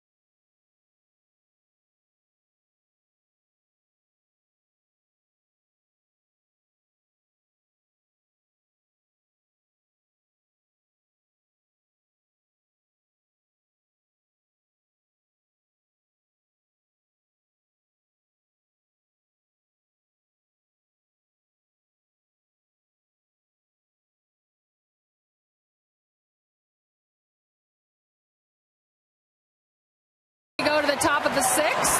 And joining me now is Andrea Andrus, the marketing manager for the Houston Astros, as they announced a brand new contest called You Make the Call today. And Andrea, this sounds like a whole lot of fun and something the fans are really going to enjoy. Why don't you tell us about it? It's exactly what we're hoping for. It's going to be a really fun, fan-engaging activity. It's a contest for fans and for aspiring broadcasters to come out here. You don't have to have any experience. You can have experience. And really just compete in an American Idol-style contest to find our 2013 radio apprentice. So they're going to compete through various rounds, and the winner is actually going to not only win, but tell us what they actually end up getting at the end of this all. The winner will actually be an employee here at the Astros. They're going to work with us throughout the whole 2013 season, do pre- and post-game interviews. They'll do different reporting, like a roving reporter throughout the night, and just interview fans, and just really it should be a lot of fun. Now, I know it sounds like she's describing my job, which is exactly what I do, but we're not going for my job. This is for radio, but kind of something that's unprecedented. You really haven't seen this anywhere else. Is this something that not only the fans are going to probably really enjoy that, but maybe something that could pick up around the league? I hope it does. I think it's going to be a lot of fun again, and we'd like to be, an industry setter with something new. So I think it'll be really great. We're going to learn a lot through the process and hopefully find a really great person. Well, I'm looking forward to it because I get to actually be one of the judges. But let's go from the first rounds, where they start. How can fans get involved if they are interested in this? Sure. All you have to do is go to the Astros website, register. Everyone who registers will automatically be entered into the first round. They'll come out here on August 13th. And actually, they'll actually come out and compete on the first day on August 13th, and everyone will have that opportunity. From there, our panel of judges, like you said, with yourself included, which thank you again. And from there, y'all will pick 10 contestants. They'll go on to round 2, where they'll actually do some interviews here with the players during batting practice. From there, we'll get on to 4 contestants for the third round, and then 2 for the final round, and we'll announce the final winner on our last home game, September 26th. Wow, sounds awesome. We look forward to it. Thank you for explaining it to us. And fans, again, I encourage you to go to the Astros website, check it out. It's a lot of fun. And not only is it a contest, but it's actually a future. It's a real job with the Houston Astros. Guys? Thank you, Patty. That was an infield hit by Presley. And he's aboard with McCutchen following now in a 4-3 game. McCutchen doubled to left center in the 4th. He's 1 for 2. Altuve did his best, but with Moore trying to feel that one way to his right, he just had to flip it and hope the pitcher could get there. No real damage done. And Moore probably should have done less that time. He probably ranged a little too far. Stayed home and just let Altuve make the play. If he had to do it all over again. Yeah. So you could have seen less of Moore. There is. He doesn't play a lot of first base, and that's we see that all the time with guys who don't play a lot of first base. And I'm not sure how much to go after and how much to leave alone for the second baseman. McCutchen 454 against Houston pitching. The appeal goes to first base. No swing. Dave Rackley with a call. 1-1. Yeah, on balance, you'd probably rather have the guy be overly aggressive as long as your pitchers are well trained to get over there. Oh, they're well trained. Whether they get there or not, sometimes they don't, but they're well trained. About 1 billion times in spring training. Yeah. Jones is on deck. Like in spring training, every time you go over to cover first base, you feel like they should just, throw you a fish like they do for Shamu at SeaWorld. Good boy, here you go. 2 balls and a strike. Toronto 6, Detroit 3. They're in the top of the 8th in Toronto. We talked about Jordan earlier having good command of that outside corner, that glove side, his glove side thrown across the plate to the outside edge. Tough pitch to make sometimes. He's been really good out there tonight. It's hit in the air to right field. Francisco coming in for it. 1 down. As the curveball works on McCutchen. Garrett Jones will be next. He's 0 for 2 with a strikeout and a ground out. Milwaukee is shutting out Washington 4-0. They're in the bottom of the 5th at Miller Park. Corey Hart hit his 18th home run. Usually it's that Washington club doing the shutting out. Ross Detweiler is taking it on the chin so far. And Milwaukee has fires on the mound. Washington club with a 5-game lead on Atlanta. It's lined into center field. A hit for Jones. Presley's going to third. Here's the long throw.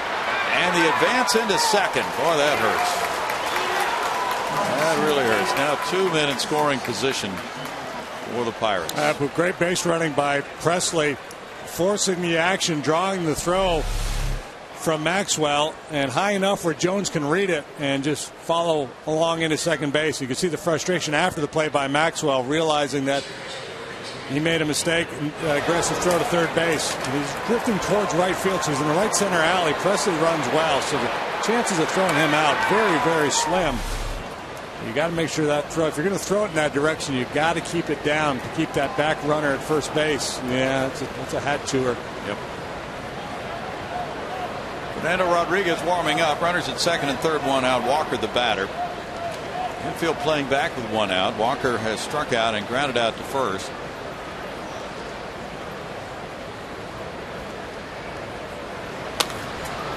In the air, foul, and that'll be out of play for CJ. Strike one. Fernando warming up.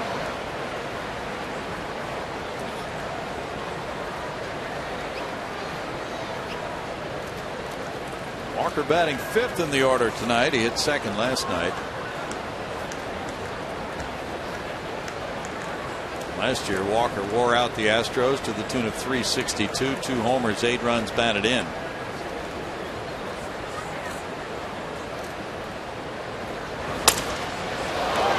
To third, and no tag there. Here's the throw across, and what a play by Moore. Well, CJ was trying to get the out on Presley, but still had time, although it took a Moore scoop to get out number 2.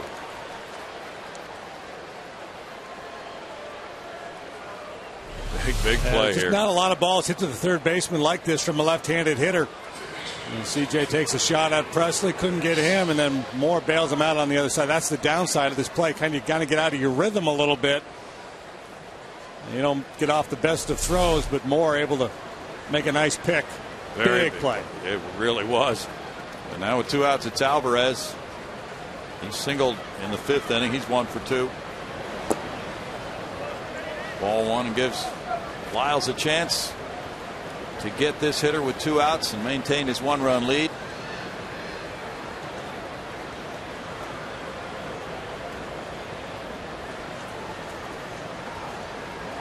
Each club with 6 hits and no errors. Good fastball. Brad Mills opting to pitch to Alvarez here as opposed to putting him on and going after McHenry. And there's a lot of things to consider if you're the manager here. One, left-handed hitters really wearing out Jordan this year, and obviously Alvarez is a left-handed hitter, but McHenry, the guy on deck, hit a home run off Jordan last time. Alvarez strikes out a lot. He's got holes that can be exploited if you make good pitches. That's a good one. He was guessing something with spin there. He was looking for some kind of a breaking ball, and Jordan slipped that fastball right by him. Third time through the order for Jordan Lyles. That has been an issue for him this year, but if he gets this out, he will have done very well through 6. He's thrown 92 pitches. Way up with a heater or a breaking ball in the dirt. Breaks it off in the dirt. Strikes him out. Snyder with a throw to first, and Lyles is out of 6th inning trouble. On the big play by Moore as well. It's no runs, 2 hits, 2 left, 4-3 Astros.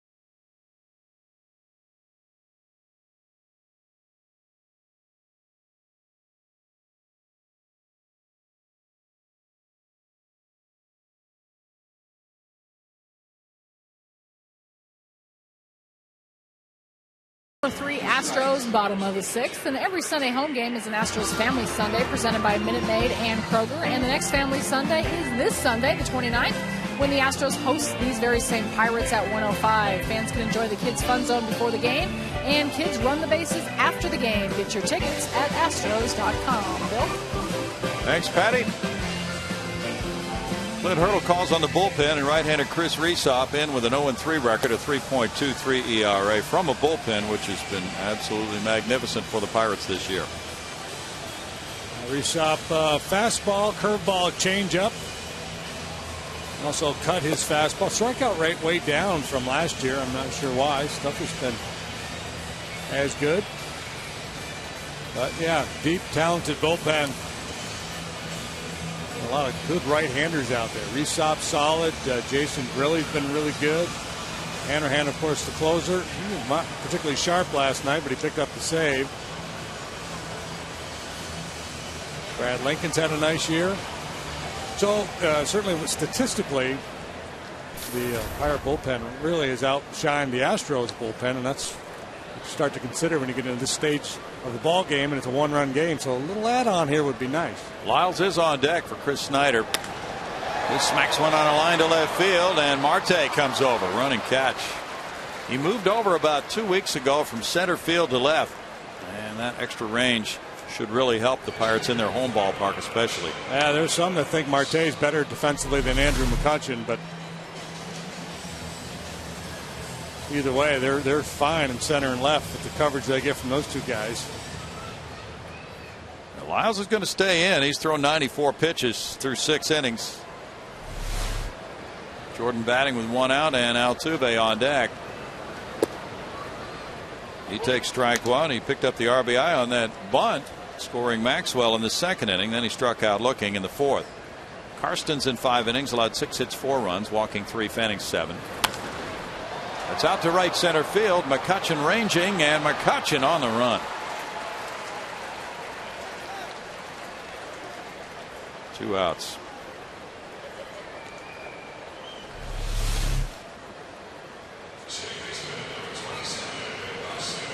Yeah, as I mentioned, there are those reports that say Marte is maybe better than McCutchen defensively. You're going to have to prove it to me. Right. Yeah. This man covers all kinds of territory. Maybe better instincts, better jump. I don't know, but it can't be any faster than McCutchen. No. 2 outs now, and it's Altuve, 0 for 3.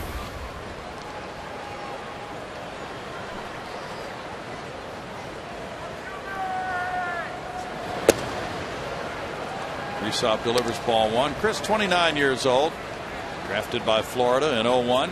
He's pitched scoreless baseball in both of his outings against the Astros this year. He's from Naples, Florida.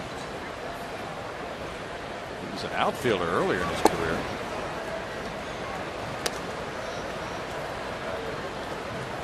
Two 0 to Altuve, converted in 2003 to pitching.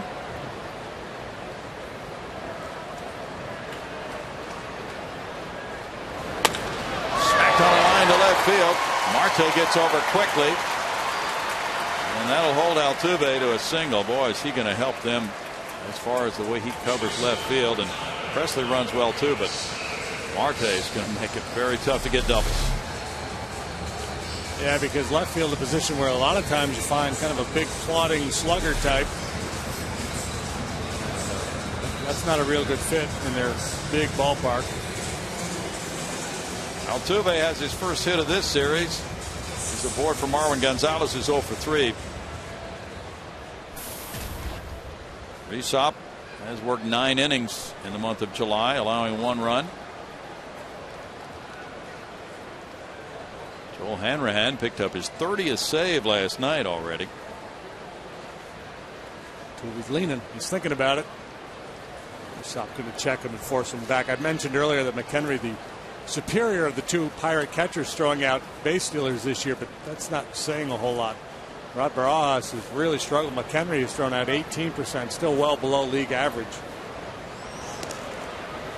As you pointed out last night, opponents, including Altuve's steal earlier in the 2nd inning tonight, have 82 steals in 91 tries against the Buccos. 2 outs, a good time to run. Gonzalez settling in now, waiting for the first one, but there's another throw over by Resop. This Pirate bullpen has really protected leads quite well and has surrendered just 2 runs in the last 23 and a third innings, covering 9 games. Foul back. The Reds lead the majors in bullpen ERA, 2.53. Pirates are second, 2.55, and the Astros facing them back-to-back on this homestand. Speaking of Reds, they're in Colorado. They lead it 2-0 over Colorado in the bottom of the 5th inning, with Bronson Arroyo spinning a beauty. Reds lead the Pirates by 2 games. That's popped up. Alvarez over, reaching and snagging it. In the 6th, no runs, a hit and a man stranded. 4-3 Houston.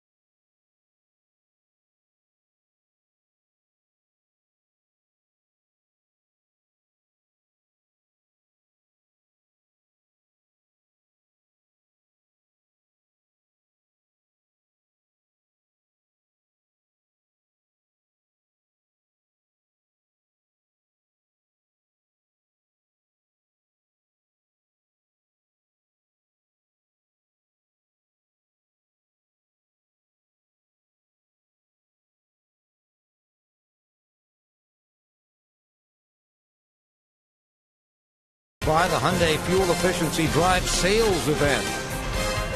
By AT&T, rethink possible. And by Mattress Firm. Save money, sleep happy. I don't know if old Sam had a chance to get his mattress at Mattress Firm, but he's happily on his horse in front of his park as we go back to Bill Brown and Jim DeShane. Well, you've done something big, boy, when you get there on that horse. Yeah. You might need a good night's sleep after a day of riding that noble stallion. steed. Yeah. McHenry leads it off 4-3. See, now I was told once that how the horse was positioned on a statue reflected how the guy on top of the horse died. You know, like if his 2 feet were up in the air, 2 hooves. No. He died in battle or something. There's something like that. Then somebody told me that was all nonsense. I don't know if that's true or not. Okay. So with 1 hoof up, I'm not sure exactly what that means.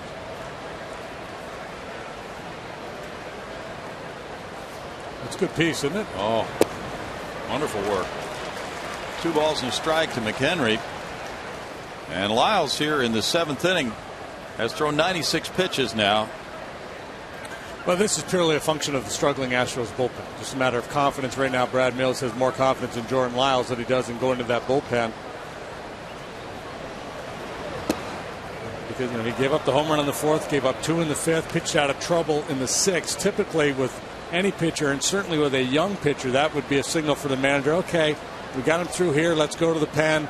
Pat him on the back, send him to the clubhouse with a way to go, give him a chance to win the game. But the bullpen has been scuffling so much that Millsy's like, this guy's my best chance to get through this 7th inning. Cordero's down with the toe issue. The new guy, Fick, I'm not sure what his availability status is when he pitched last, so I'm not sure how that's all shaken out tonight. But I think beyond all of that, I think it's just confidence level in the bullpen right now is pretty low. So Lyles has thrown 99 pitches. He threw 118 at San Diego 2 starts ago.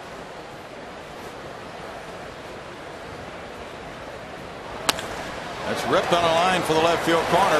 McHenry's thinking double, and he'll have a double.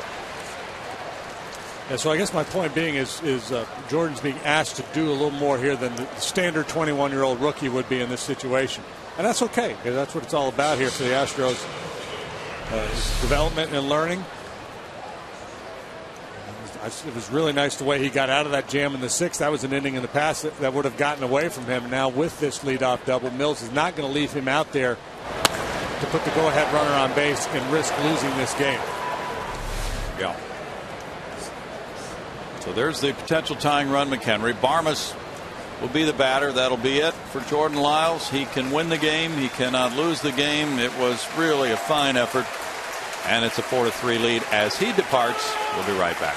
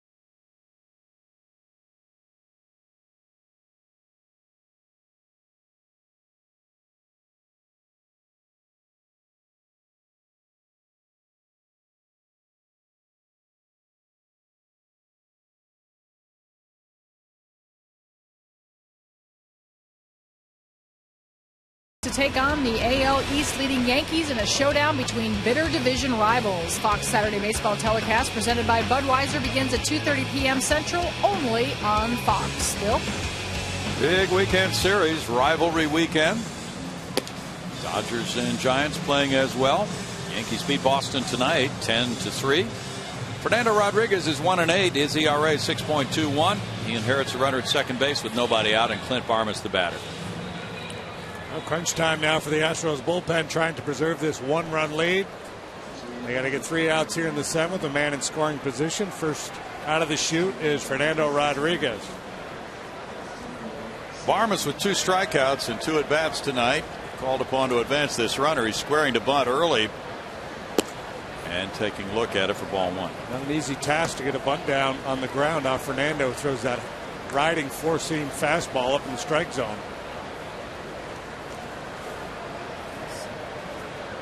You got to be careful for Fernando. You're trying to make it difficult for Barmes to bunt, but you don't want to fall behind him 2-0 here.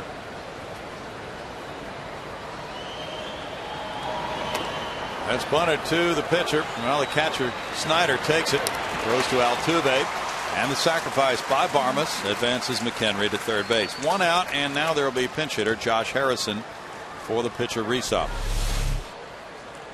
Good job by Barmes getting that high fastball down on the ground. Not an easy pitch to bunt. Would have been ball 2 had he been able to lay off of it, but his priority was to advance the base runner. Job well done. At this point, the infielders move in. Harrison, the pinch hitter, coming up with a runner at third and 1 out. He's 3 for 20 with 2 runs batted in as a pinch hitter this season. Overall, he's hit .229 for 131 at bats, 2 homers, 9 runs batted in for Harrison.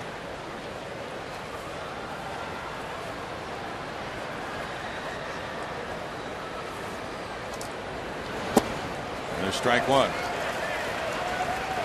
And Rodriguez has done excellent work coming into games with runners on base. He has stranded 26 of the 31 runners he has inherited this year. Snyder out to talk it over. Harrison pinch hit Wednesday and hit a fly ball that was caught. He has 4 hits in his last 11 at bats. He's played some shortstop, right field, third base, and second base. Jared Hughes is warming up for the Pirates.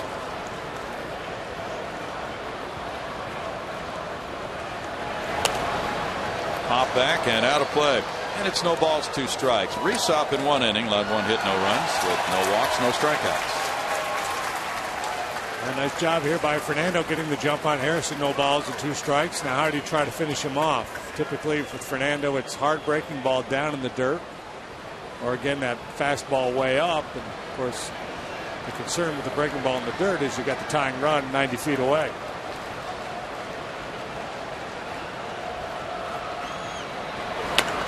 He hits a fastball on a line to left field. Martinez over. Here's the tag by McHenry. The throw back to the plate. McHenry scores to tie it 4-4. Sacrifice fly for Harrison. And McHenry is home on a sac bunt and a sac fly after his double. Pretty impressive swing of the bat there by Josh Harrison on an 0-2 fastball that was way up out of the zone. And he was able to go up on top and hit it on a line. And look how he gets that bat head through there and hits it with authority to left field.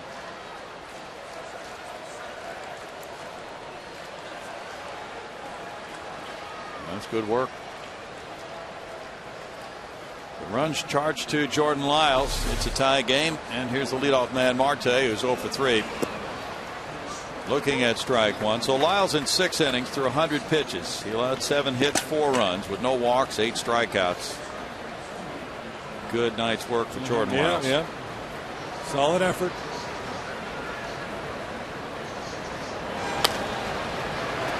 Bouncer goes foul. Of the 100 pitches, 67 were strikes. And the 8 strikeouts ties the career high in a game for Jordan. Struck out 8 Pirates back on June 16th as well. Johnson, Moore, and Martinez, the Astros 3, 4, 5 hitters, are due up in the home 7th inning.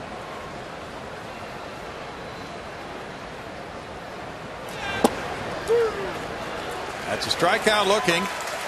And we've got a real treat. God bless America, coming from a member of the Scott family.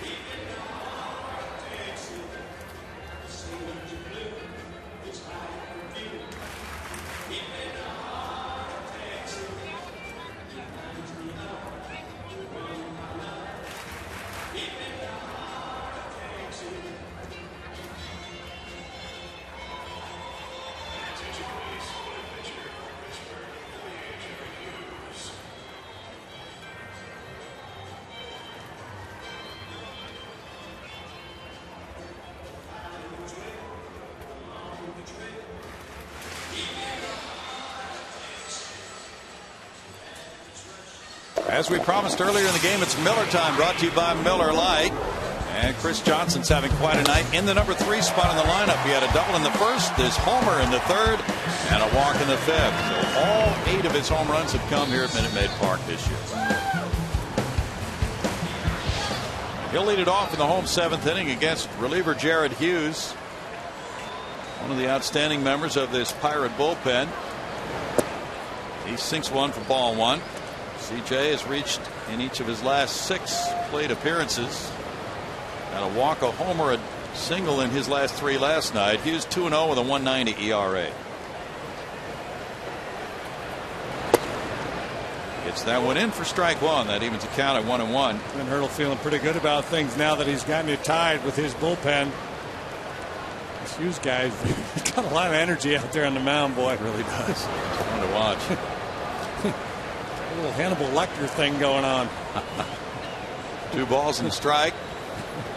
Apparently he's very mild-mannered off the field. Yeah, kids, look away. You might not sleep tonight if you watch too much of this. Native of Stamford, Connecticut. Went to Long Beach State. And good exercise of caution by CJ against hitting a ground ball on that pitch. And it's 3-1 now. Maybe he'll get a fat one. Hammers one to center field. McCutchen way back. This ball is struck extremely well off the wall. And then it rolls up on Taos Hill. CJ's going for third. The throw gets away, and he'll make it easily. What a night for Chris Johnson. Now he adds a triple to the double and homer and walk. Well, walk's as good as a single. He's got a cycle. It's just a great job of hitting all night long. We talked about his patience working the walk last time. This time he works his way into a favorable count. Puts Hughes in a box. Says if he gives me something over the heart of the plate, I'm going to get after it. He's good down there. You throw a little sinker middle in, you're asking for trouble. Infield comes in now. Bam. Look at McCutchen. If he can't catch it, nobody can. And then the thing defies gravity and climbs up the hill. Sure did. He is fired up. Now it's Scott Moore 0 for 2 with a walk. Grounding one to first. No advance here as Jones takes it 1 out. That's the challenge now for these Astro hitters off of a guy like Hughes who gets a lot of outs on the ground with his infield in. Sure, there's holes. You could beat that ball through the infield, but you'd rather just try to get him up a little bit, see if you can get something in the air, get a sac fly, if not a base hit. JD Martinez got a single and scored a run in the second. He's 1 for 3. Big situation right here. With nobody out, you're not going on contact. With 1 out, I suspect CJ will be coming.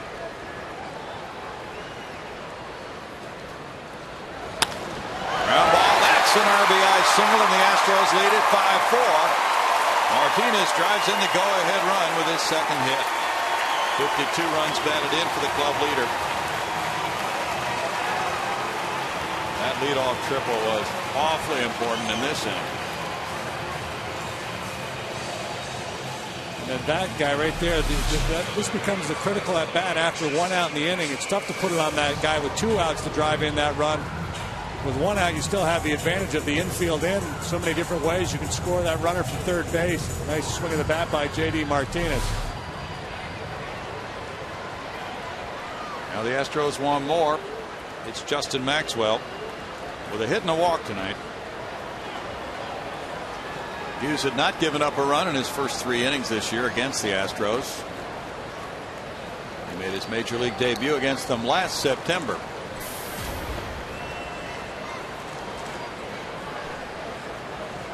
And Francisco's on deck. It's in the dirt, ball 1. 9 hits for the Astros, 7 for the Pirates. Good ball game tonight. Dave Clark has signs. The Astros led 3-0 after 3. They led 4-1 after 4. Pirates got 2 in the 5th, and it's been close ever since then. Pirates will have Presley, McCutchen, and Jones due up in the 8th inning. Nobody currently warming up for Houston. And the throw goes over to first on Martinez.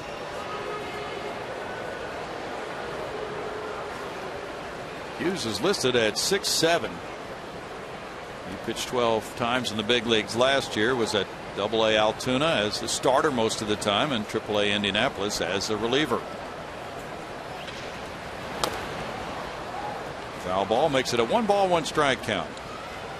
The Altoona curve. Yeah.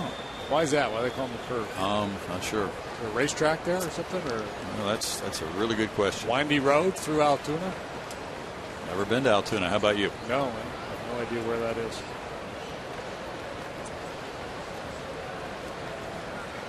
I think it's in the eastern part of Pennsylvania, maybe northeast. Not too sure, JD. Throw goes over to first.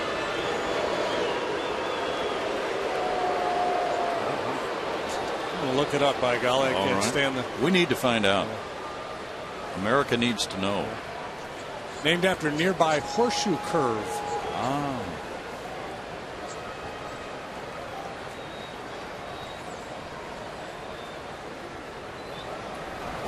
In the dirt. There's a good stop there by McHenry. The triple track railroad curve. Okay. All right. Baba Wawa again. Yeah. All right. Back to the game. 2 balls and a strike.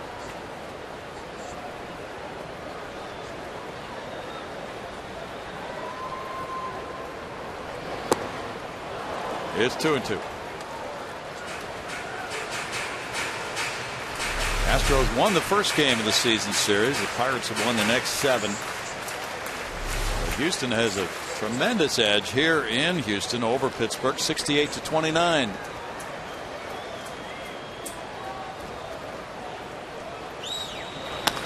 Bouncer up the middle, and that goes on through. And stopping at second base, J.D. Martinez on the single by Maxwell. 3rd hit of the inning. Hughes continued to work the lower part of the strike zone with that sinker, and J. Max was ready for it, went down and got it. And just kind of blocks it into center field. J.D. with an aggressive turn, but nowhere to go.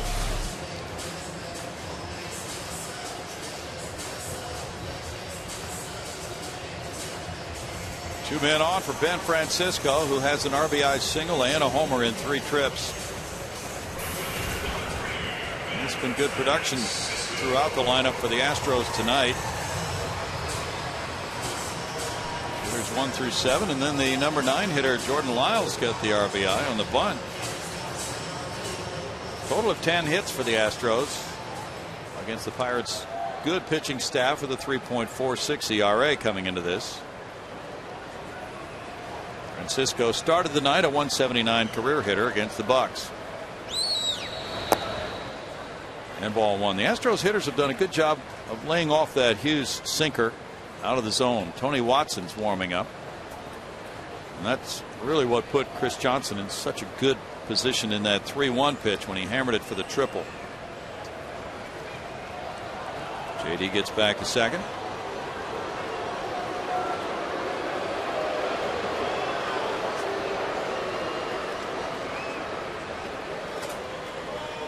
Eric Chavez left the Yankees game with an injury tonight. Oh my. Yep. They are looking for somebody now, no matter what they say. Well, I feel sorry for the Yankees. Do you? Yeah, well, just trying to get by, you know. Yeah. Marginal payroll. Limited resources. Yeah.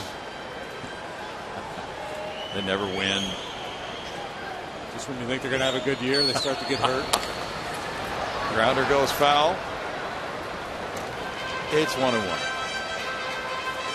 Happy to report that Wally, the Red Sox mascot, is back safe at home.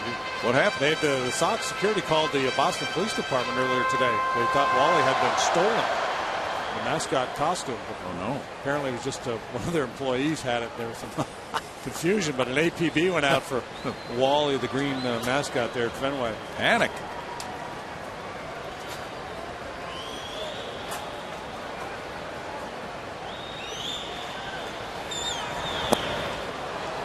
One and two. That pitch did the dive bombing act. Yeah, you can really simplify this game if you can make the ball sink like that. Ben Sheets went to 3-0. It's Atlanta beat Philadelphia 6-1, beating Cole Hamels, who's 11-5. Brian McCann hit his 17th homer. Francisco strikes out for out number 2. Ben pulling off this sinker. We showed that replay of J-Max going down and hitting that sinker up the middle. That worked. This doesn't. Front shoulder leaks. He pulls off and comes up empty.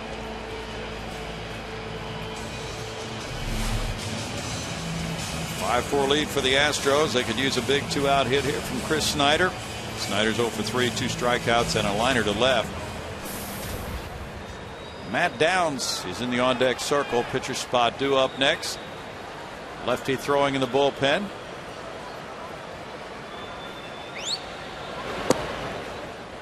And it's ball 1. Might be a good fit, good matchup here for Snyder. Dropped the head on that sinker. Running in on him. Oh, yeah. 2:59 with 2 outs and men in scoring position. Wesley Wright is warming up for the Astros.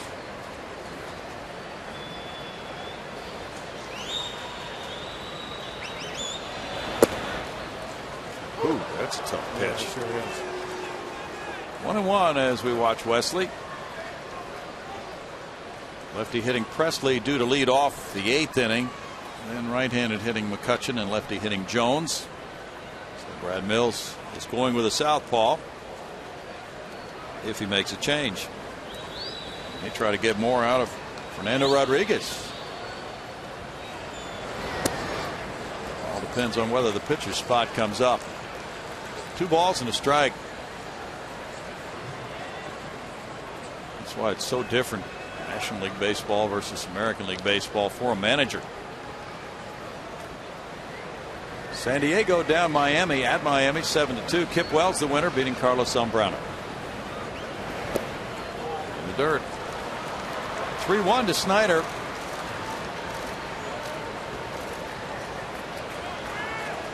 It was Toronto 8, Detroit 3. Well, here we go again. Similar situation with Snyder that we saw with Chris Johnson. Hughes elevates that sinker just enough. Snyder can put a good swing on it. Pick off at second. Whoa, J.D. Martinez just barely got back in. Walker darted to the base.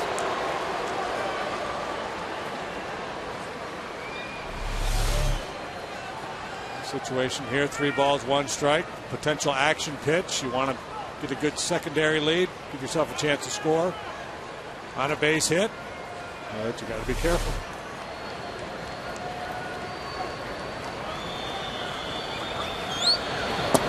That's ball 4, and that loads the bases. So pinch hitter Matt Downs batting for Fernando Rodriguez. Walk number 4 for Pirate pitchers tonight.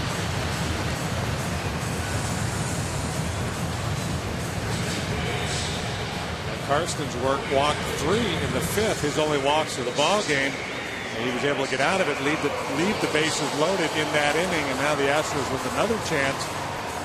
They have not been good at all this year in these bases loaded situations, and again another opportunity for Brad Mills to relax a little bit and have a nice comfortable lead. We'll see how things work out. Serge, the pitching coach, now out to the mound.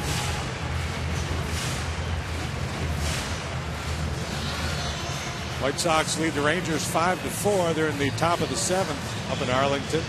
Yu Darvish started for Texas tonight. Ogando is now in the ballgame. Euclid hit number 10 for the White Sox. Nelson Cruz hit his 14th.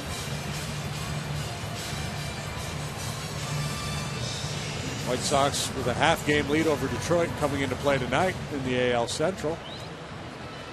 You said Detroit got beat? Yeah, yes. Toronto beat them. Hughes got some instructions from Searage, ready to go back to work now. Matt Downs was a pinch hitter last night and drew a walk in the 8th inning. Matt's hitting .200. He has 7 homers in 130 at bats. As a pinch hitter, he's 2 for 25. Trying to strike a very big blow here for the Houston cause with a 1-run lead in the 7th.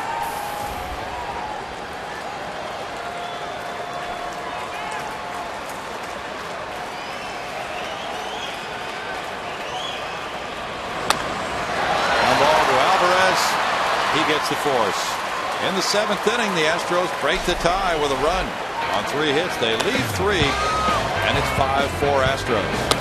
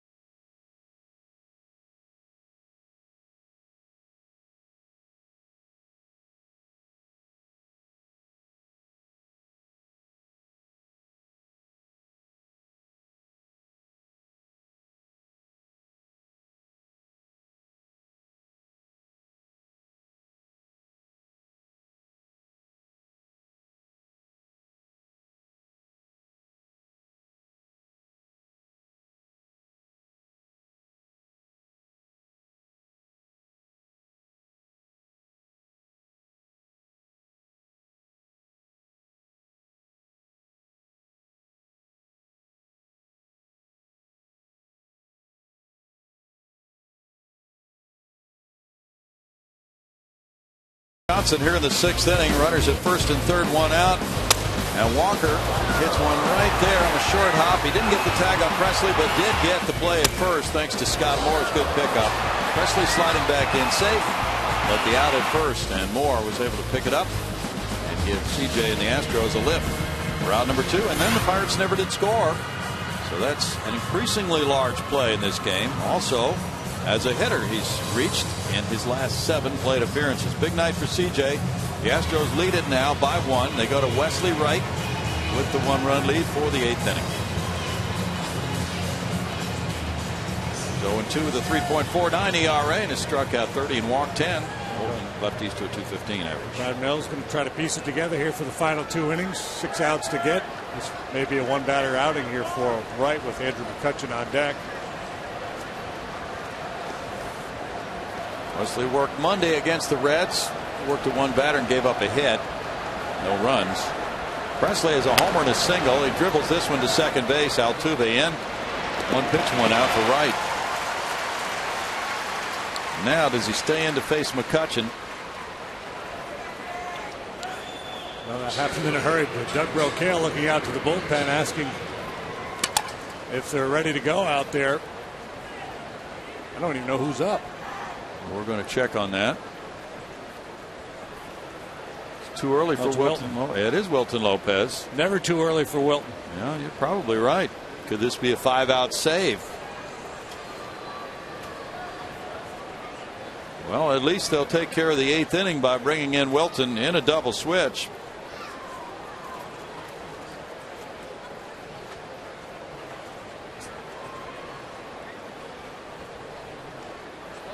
Francisco batting 7th. May be leaving. We'll wait and see.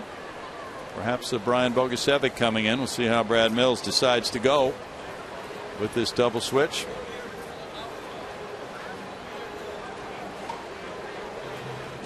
Don't see anybody else coming in yet. Usually a manager goes out and says good job. He might just be saying good pitch to Wesley. Good pitch.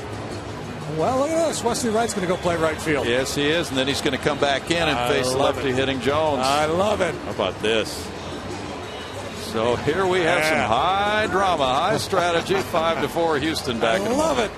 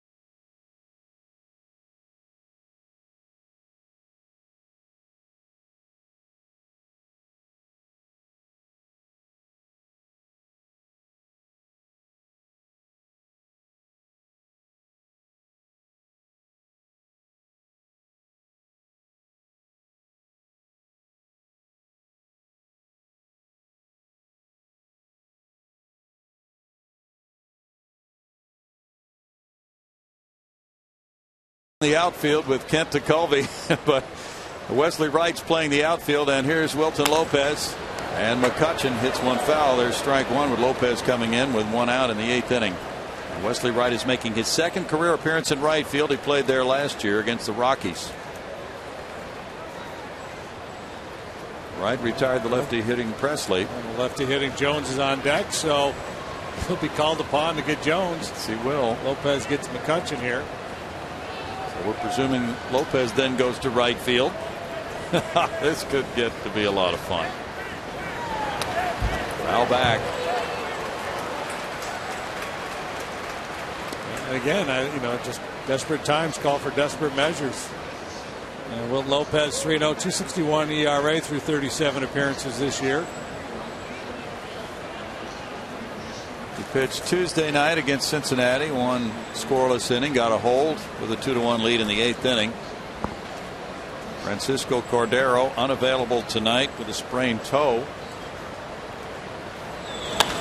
That's ripped on a line to left center field. McCutchen will head for second base, and he's going to motor and stop there. He's a streak. That's his second double of the night, 19th of the year. He has been the best player in the National League this year. Matt Kemp would have been right there with him had he not been out for so long. But there's plenty of guys having big years offensively. Joey Votto, among others. But boy, with what McCutchen brings to the table with the speed and defense to go along with the slugging and the high batting average. Now Bogusevic's running out to right field. Wesley Wright coming back in to pitch. So I guess he's just a one, Lopez, because of McCutchen, the most dangerous guy in that lineup. Lopez was used there.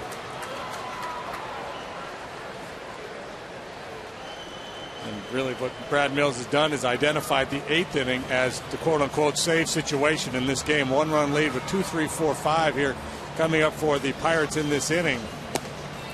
I like it, boy. It may or may not work out, but I certainly can understand his thinking that the game could turn right here in the 8th, more so than it might in the 9th. And if you get through the 8th, you're down at the bottom of the order. Bogusevic takes over in right field. He's in the 7th spot in the lineup. Clint Hurdle's club saw Wright come in and get Presley. Now Wright's back on the mound to face Jones. Jones 1 for 3, and then Walker, the switch hitter, would follow. And we really don't know who the closer is tonight for the Astros without Cordero being available. That's going to get very interesting. It normally would have been Wilton Lopez, but now he's out of the game. I think he's just going to play the matchup game.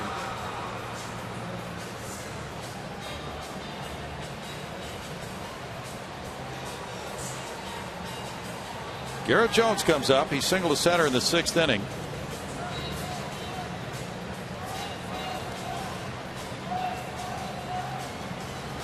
And I think it's almost silly to designate a closer at this point in time for the Astros with the struggles they've had and so few leads to preserve in the 9th inning.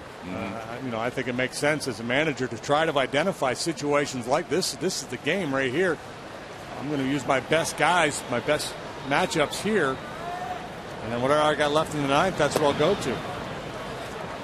Jones tried to check his swing, and he did. Darryl Cousins with the call. It's ball 1.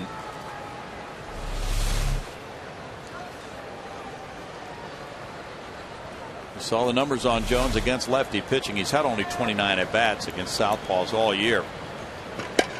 He's driven in 10 in his last 8 games. That comes in for a strike. 1-1.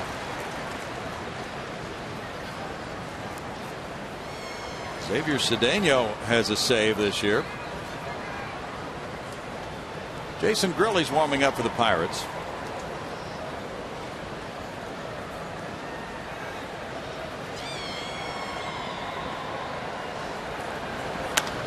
That's in the air, and the center fielder's waiting for it, Maxwell. McCutchen tagging. He'll go to third on out number 2. And it's Neil Walker now.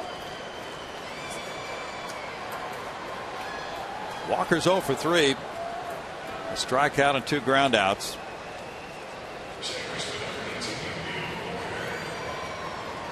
Walker's hitting .305 left and .260 right. Reiner Cruz is warming up for Houston.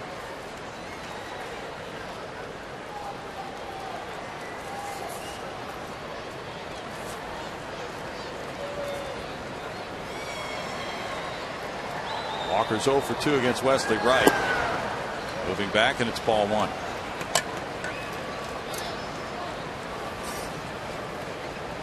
Kelsey Scott did an outstanding job on the field. Yeah, she nailed it. Jason Grilli and Tony Watson warming up.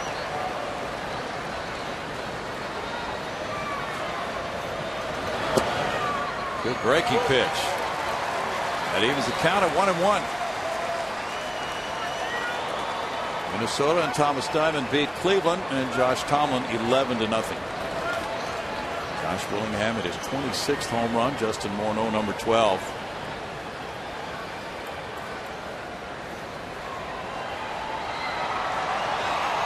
When Chuck Tanner managed the Pirates, he would put Kent DeCulvey in left field for an out or so, and then move him back in. Topped ball to third. Chris Johnson with the throw to take care of out number 3 in the top of the 8th inning.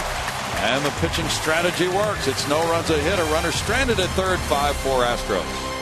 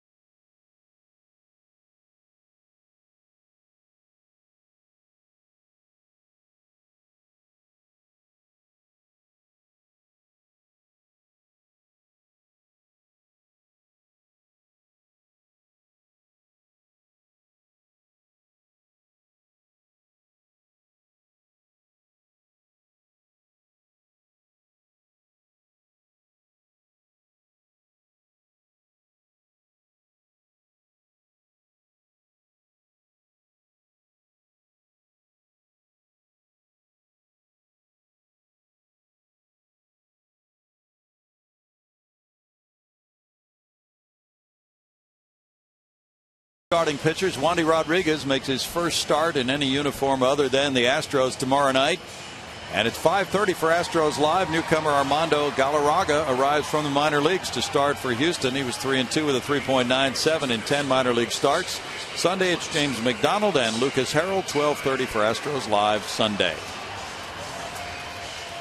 Now Tony Watson comes in. He's warming up to face the Astros in the bottom of the 8th with Wandy Rodriguez watching from the Pirate bench.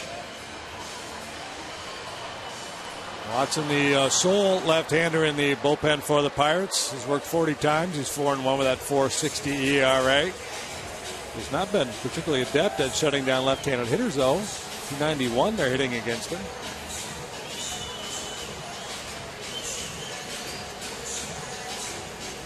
Jose Altuve leads it off. Then Marwin Gonzalez and Chris Johnson due up here in the home 8th inning as the Astros try to provide insurance with a 1-run lead. Altuve singled in the 6th. He's 1 for 4.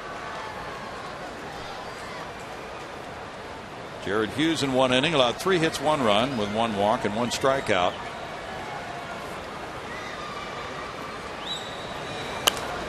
Foul away. Tony Watson got a win in a 12-inning Pittsburgh victory over Houston in Pittsburgh May 13th with a hitless frame. They also held on to a 5-2 lead in the 7th inning with a man on base May 12th. So 2 outings, scoreless baseball against Houston for the 27-year-old lefty from Sioux City, Iowa, and the University of Nebraska. It's 1-1.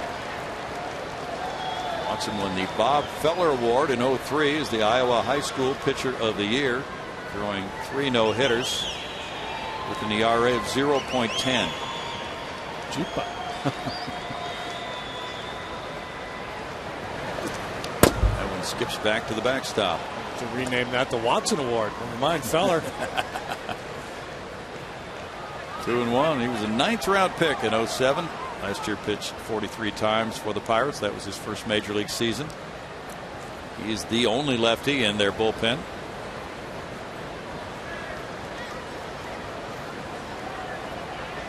Juan Cruz might not be too far from returning.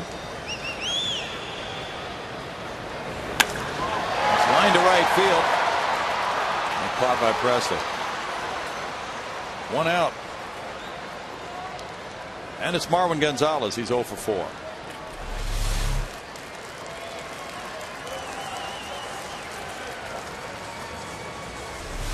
Pretty good swing there by Jose on a line, but easy play for the right fielder.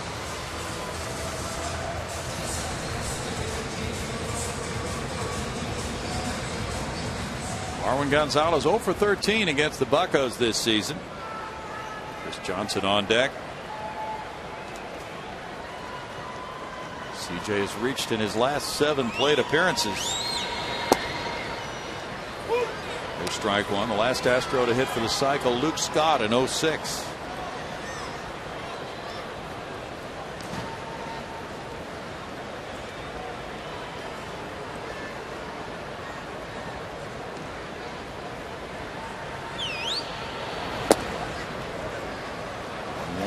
Here's one I don't get.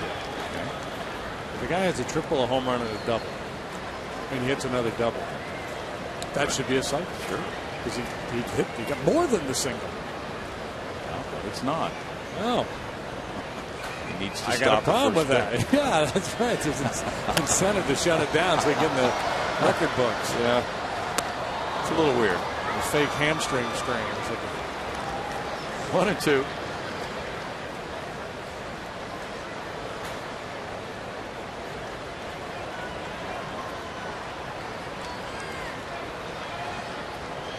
He'd like to have more than a single.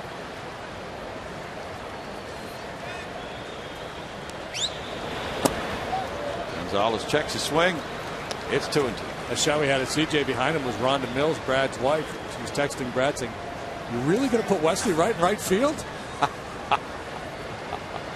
Thought we talked about this. Gonzalez looks at it. It's strike 3. That's 2 outs. AT U-Burst brings you a reverse replay. We look back at the night of Chris Johnson. 0-1 tonight. This is the triple to get things started last inning, and then he comes home with the go-ahead run, what he hopes will be the winning run.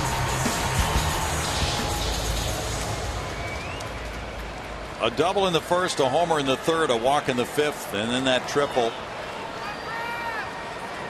Average up to 283.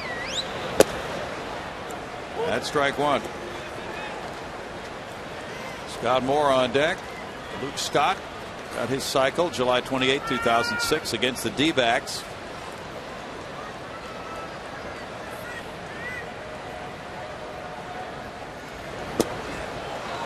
It's 0-2. Good straight change there from Watson. CJ a little overly anxious. In the Pirate ninth, Alvarez, McHenry, and Barmas are scheduled up.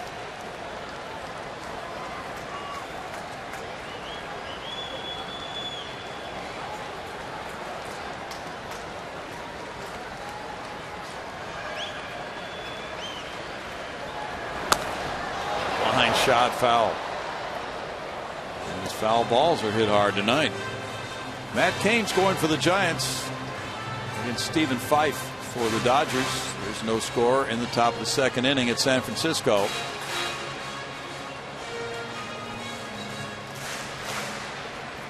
Giants with a 3-game lead over the Dodgers.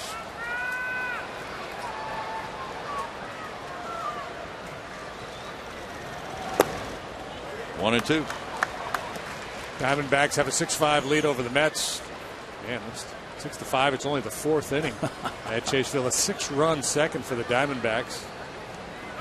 A lot of baseball to be played out there yet. Wright and Davis have gone deep for New York. A strikeout ends the 8th inning. We go to the 9th with the Astros up 5-4.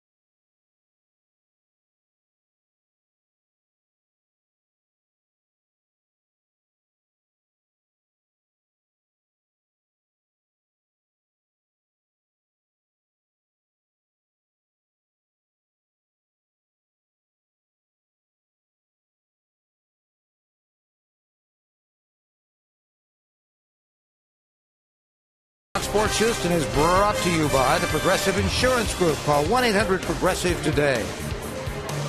And by Carfax. Just say, show me the Carfax. Ask your dealer or go to Carfax.com.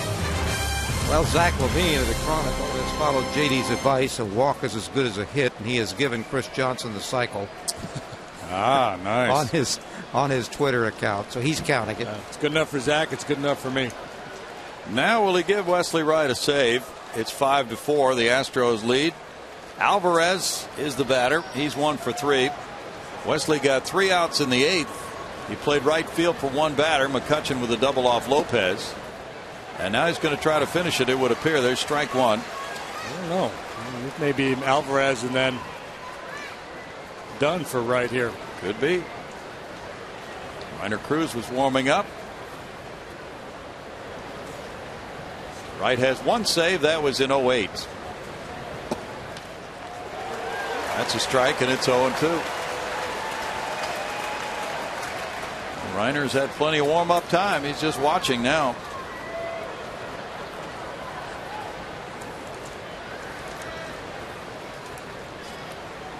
Brad Lincoln's warming up for the Pirates.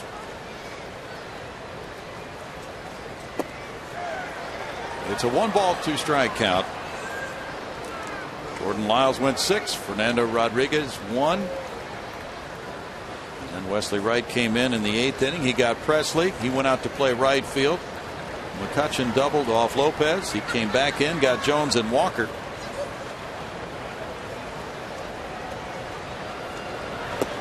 And he gets Alvarez. 1 out, Greg. Well, you know, despite what team records are, you never know what's going to be happening in baseball. And you can follow the Astros with the MLB.com @Bat12 app for your iPhone, iPad, Android, BlackBerry, and Windows Mobile. You can get live audio, pitch tracking, video highlights, and more. Text @Bat at 31826 or visit Astros.com for details and follow games like tonight. What an interesting game tonight. That's it for Wesley Wright. He goes an inning and a third, allowing no hits, no runs, with no walks, 1 strikeout.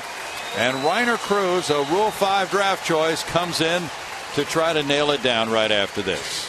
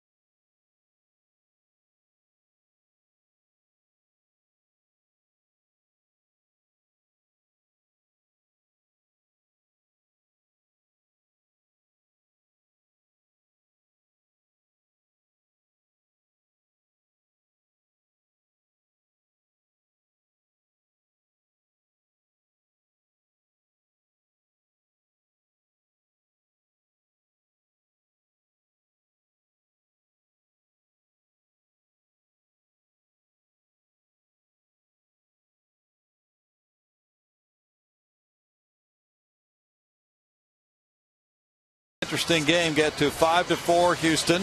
1 out, 9th inning. Reiner Cruz coming in. A Rule 5 draft choice.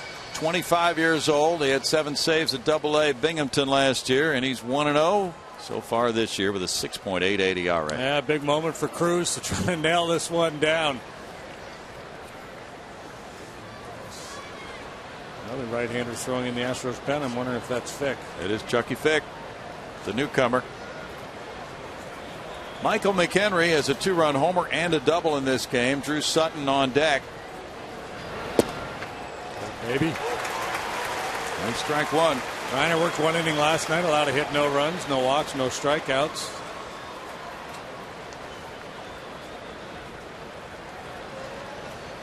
Worked Monday night against the Reds, 1/3 of an inning, did not give up a run.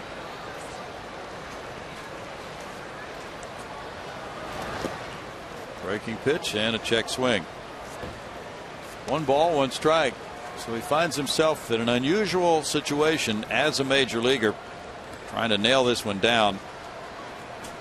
Through the end of May, his ERA was 3.12. He was 1-0 in 16 appearances. Then he fell upon hard times. Locked him up with a good breaking ball there. 1 and 2.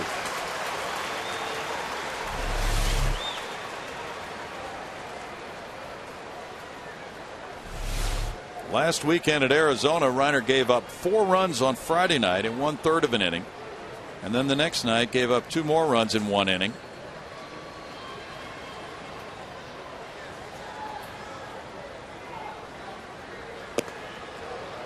It's 2-2 to McHenry. Buckled them a little bit with that breaking ball too. McHenry not recognizing that pitch very well at all.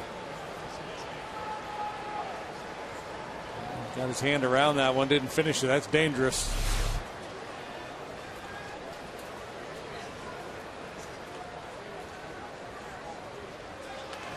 Foul back. In tight to McHenry.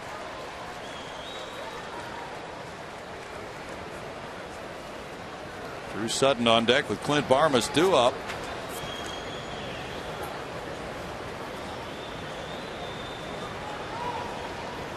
Astros bullpen has 20 saves in 31 save opportunities this year. The tap goes foul. Still 2-2. Cruz was the #1 overall pick in the Rule 5 draft last December, after pitching well at A and AA in the Mets organization last year, and now here he is. Deep breath. He got a win in his 3rd major league game this year at Miami.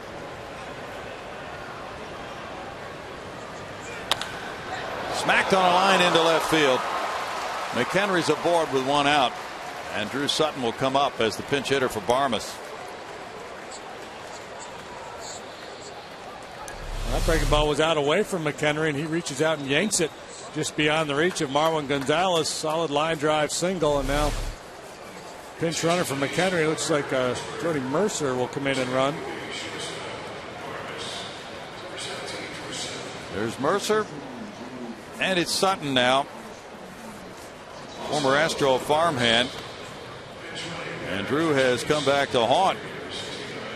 Had a game-winning hit against the Astros in Pittsburgh. He's hit .250 with 1 homer, 7 runs batted in for Sutton. He got his first career walk-off homer July 3rd against the Astros, and that was his first big league homer since the end of the 2010 season. Sutton, a switch hitter, hitting just .236 from this side as a right-handed hitter, .294, but there are no other left-handed options for Clint Hurdle on his bench.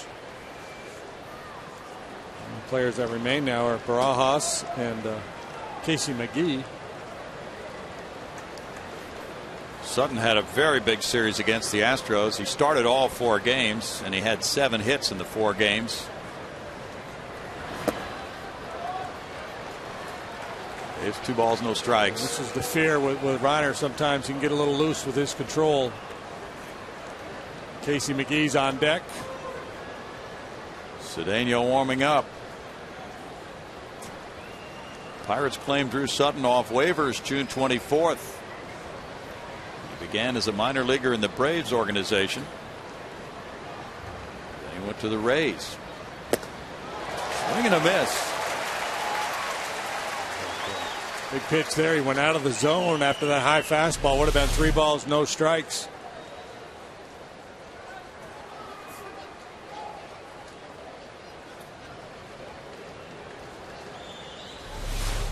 Got a little greedy in a hitter's count.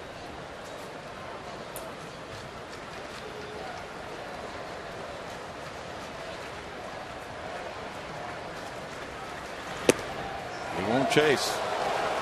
And it's 3-1 on Sutton, who was traded by the Astros to the Reds for Jeff Keppinger in April of '09.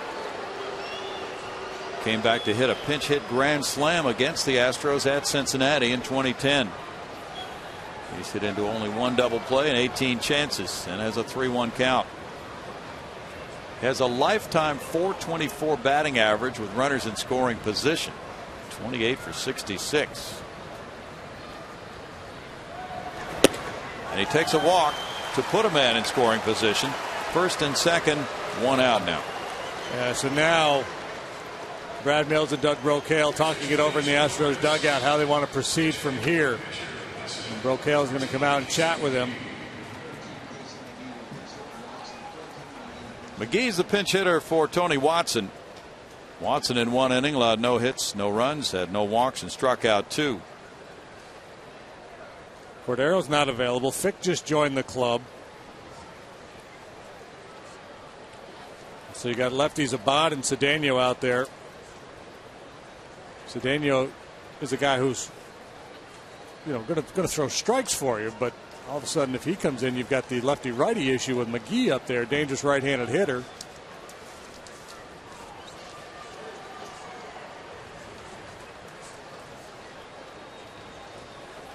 With first and second, 1 out. McGee at .233 with 8 homers has 35 runs batted in.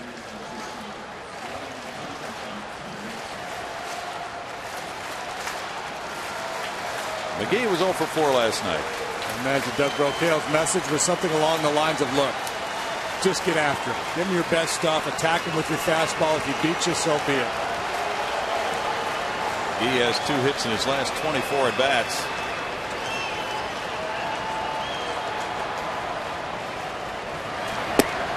Tied, ball 1. Front side tends to fly open on Cruz, and that's when he leaves a lot of those balls inside on right-handed hitters.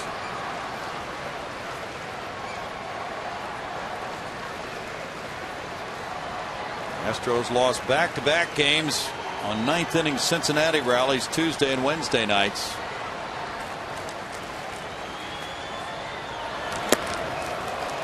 Two 2-0. Reds got 3 in the 9th to win 4-2 Tuesday, and 3 more in the 9th to win 5-3 Wednesday. So the Astros have lost 17 times in their opponent's final at bat this year. Gonzalez in to try to help.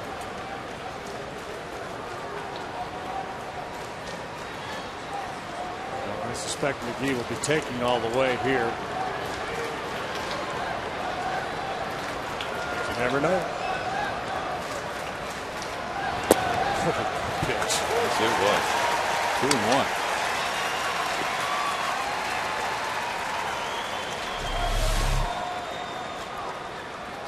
Not only did he throw a strike, but he painted the outside corner with it.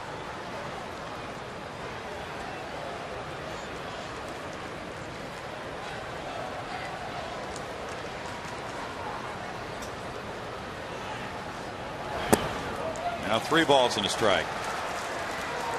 Marte on deck.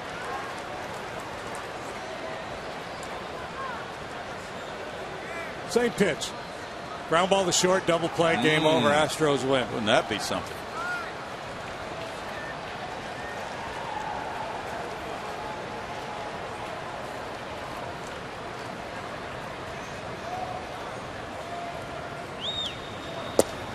And a miss takes it to a full count.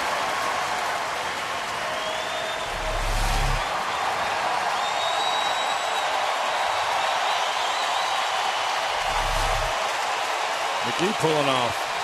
He was looking in. He was looking to leave the yard. McGee's walked 23 times this year. Big pitch. 3-2, 1 out, 2 on. And he fouls it. Of course he does. It's automatic, isn't it?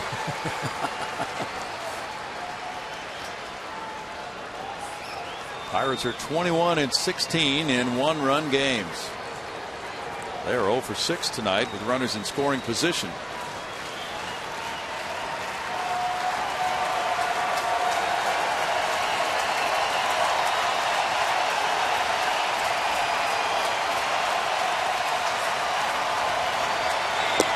That's ball 4 and the bases are loaded. Man, not a bad pitch, just missed.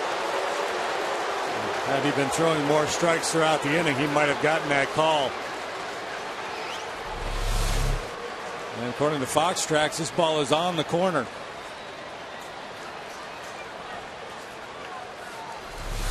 Wow. That's a heartbreaker.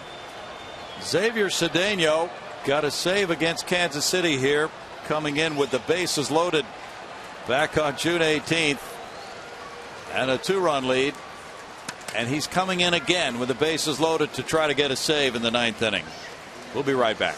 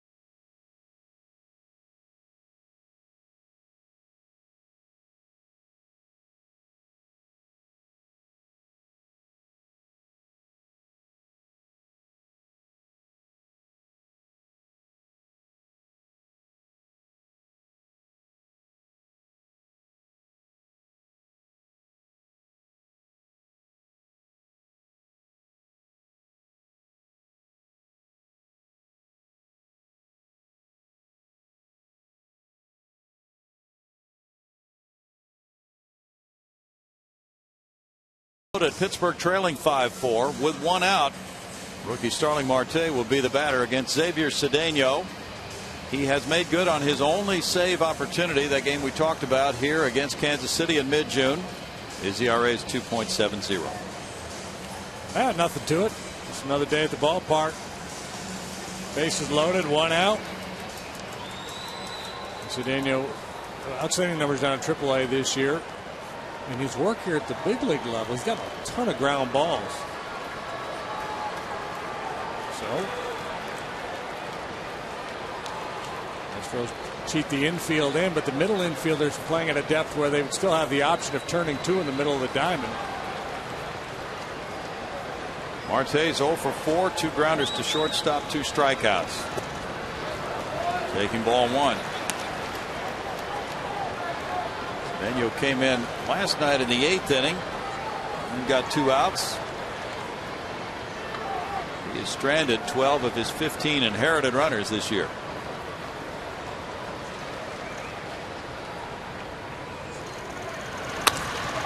Out to center field, Maxwell backing on it, way back to center. Here's the catch.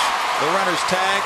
The tying run scores to make it 5-5. Sacrifice fly for Marte, scoring McHenry, and Sutton goes from second to third.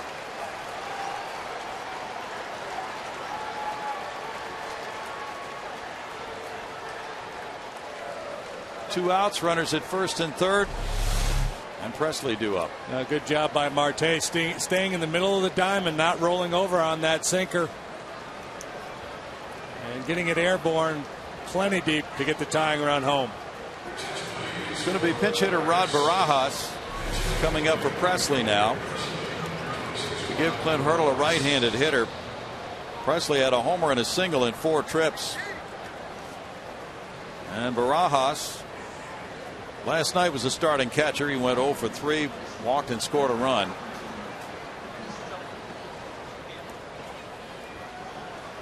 Clint Hurdle with this move emptying his bench.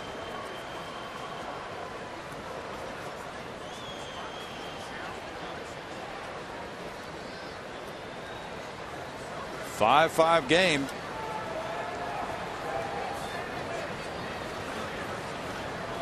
Barajas is 0 for his last 14. This one gets away from Snyder. And here's the toss to the plate and safe, and the Pirates grab the lead. Sutton scoring from third to give them a 6-5 lead.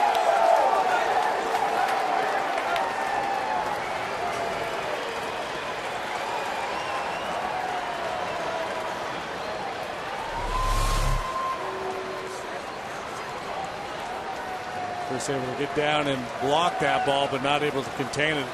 Kicks far enough away. Good heads up base running.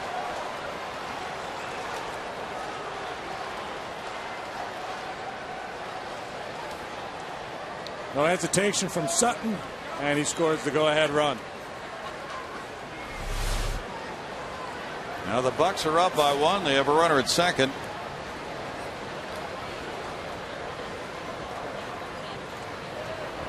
Barajas looks at that one for ball 2.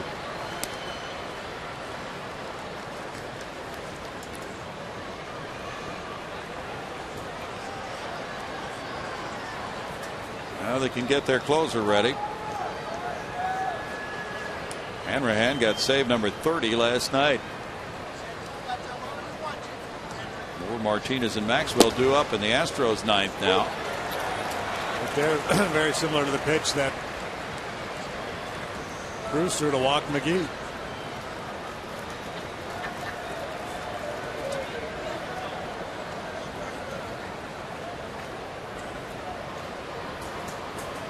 Cincinnati leads 3-0 after 8 at Colorado.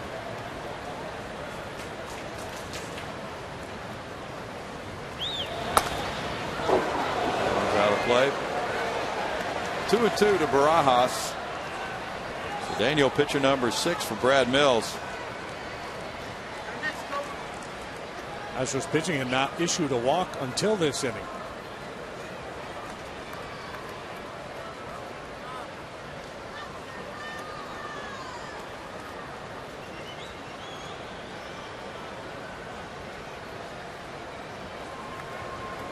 Bronson Arroyo went 6 2/3 pitching shutout ball tonight at Colorado.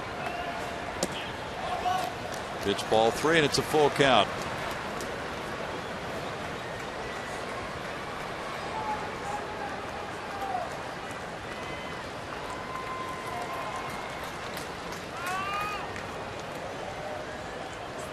Pirates have won 7 straight from the Astros. Their club record against Houston is 9 straight wins.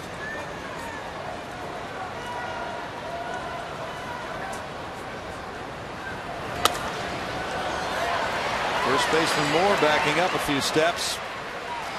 And in the 9th, the Buccos rally. They come up with 2 runs on 1 hit. Leave a man. They're up 6-5.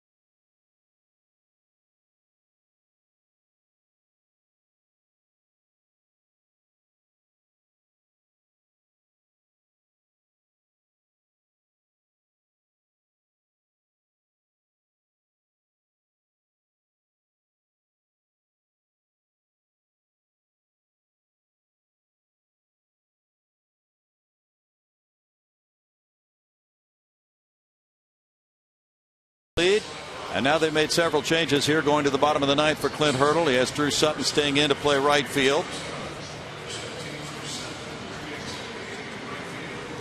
Shortstop Jordy Mercer. Rod Barajas catching. And Joel Hanrahan, the closer, comes in. He got save number 30 last night in his 33rd opportunity. Yeah, he was not particularly sharp. He allowed a hit, a run, a walk. He did strike out 2. He threw 21 pitches to get that save last night. Came in with a 5-2 lead. Game ended 5-3. He also got a save the day before in Chicago. Worked 1 scoreless in that ball game. Only used 10 pitches, but working now for his 3rd consecutive day. He and Jim Johnson of Baltimore began the day tied for the major league lead in saves with 30. Even though he got that save last night, he did give up a run in 1 inning, walking 1, fanning 2. He gave up an RBI single to Chris Johnson. But Clint Hurdle's club won at 5-3.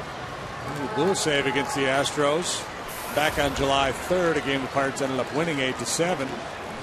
He picked up the win in that game. That was his 3rd blown save. He's been perfect so far since then in save opportunities. Scott Moore just took strike 1. He's 0 for 3 with a walk. Fastball makes it no balls, 2 strikes for Joel Hanrahan of Des Moines, Iowa. Wound up with 40 saves last year and 44 opportunities.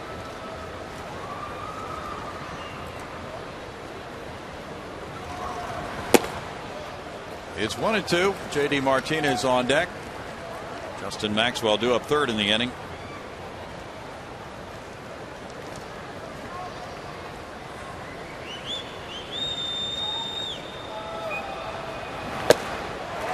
And a strikeout. 1 out. Strikeout number 11 for Bucko pitching tonight.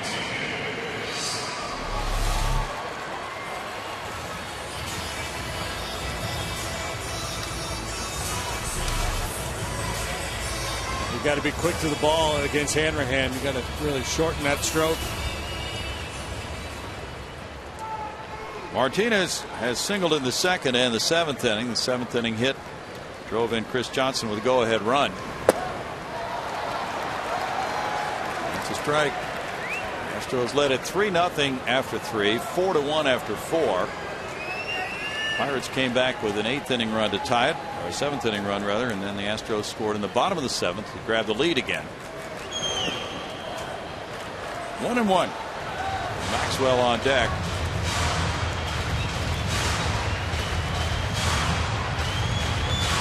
And JD 1 out of 3 with a home run against Hanrahan.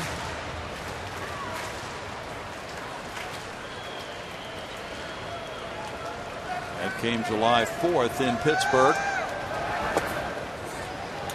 2 balls and a strike. Milwaukee shut out Washington in Milwaukee 6-0. Fires the winner. Detwiler the loser. Hart and Ramirez went deep for the winning Brewers.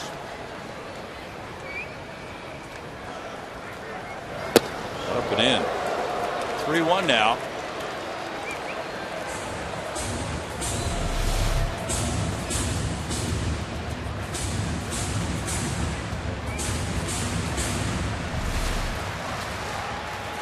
Jones very close to the line at first. And that's 3-2.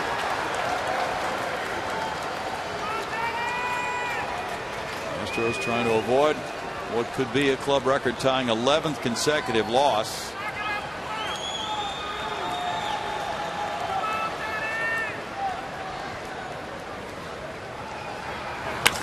It's a line shot off the glove of Jones into right field. A 1-out single. J.D. Martinez gets his 3rd hit of the night. It brings up Justin Maxwell. A good swing of the bat there. He took that 3-1 fastball right over the heart of the plate. You could see by his body language he was clearly frustrated that he let that one go. And now he comes back on a much tougher pitch. Really a well-placed 3-2 fastball from Hanrahan. And he just sticks the bat out and puts it on a line in the right. Now he comes out for a pinch runner, Jordan Schaefer. Martinez yielding to Schaefer. Schaefer has 23 steals in 31 attempts. He's aboard for Maxwell. Maxwell's been on 3 times, 2 singles and a walk tonight.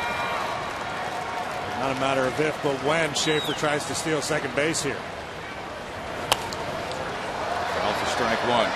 You would think, given the situation, given the fact that Barajas has really struggled.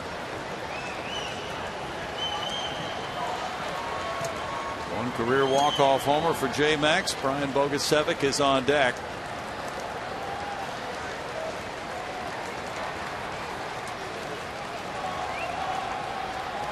A turn. Wow, he turned all the way around on that one. That was a little unusual. Where's Bob Davidson when we need him? Somebody would have called that a balk. I don't even know why, but check this. Okay, he stepped off. He cleared the rubber. Got a little funky on us. Sure did.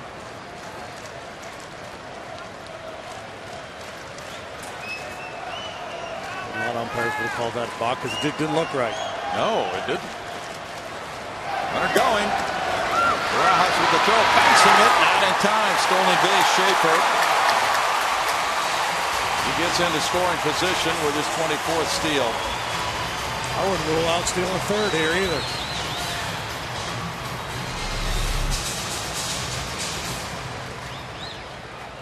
Really didn't get the best jump. Ooh, that was close.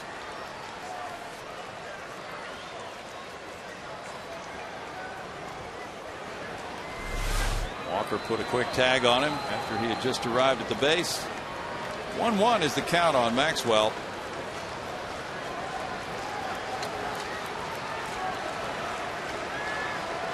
Taking a pretty aggressive lead. I think it's tough. You know, we talked about how tough it is to pinch hit. I think pinch running, when the mission is to get in there and steal a bag, that can't be easy either. Right. You know, you haven't been in the flow of the game. You're hanging out in the dugout for 3 hours. No doubt. Now Vargo's fouling out of play. This team, this crowd needs a game-winning home run. Oh, wouldn't that be in the worst way. Something good to happen. Yes. Been working hard, coming up short. Losing 10 in a row. They've lost 23 of 25. That would really excite a lot of folks if they could pull it off against Hanrahan. Pitcher number 5 for the Pirates.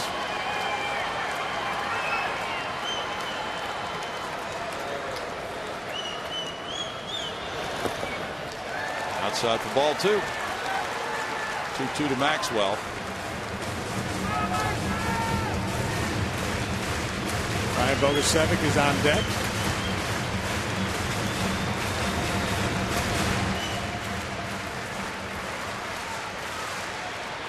Maxwell's hit well with men in scoring position. .341 this season.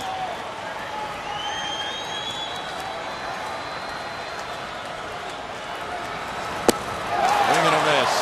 2 outs.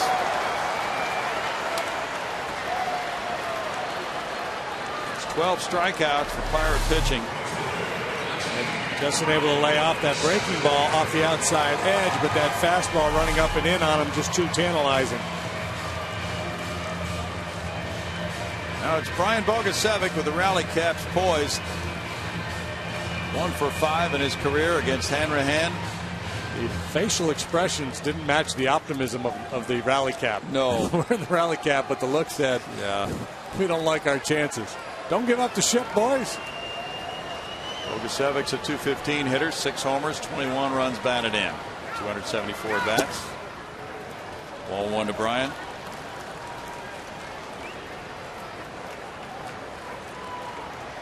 So you really got to calm yourself down. Don't let the moment get the best of you, both the pitcher and the hitter.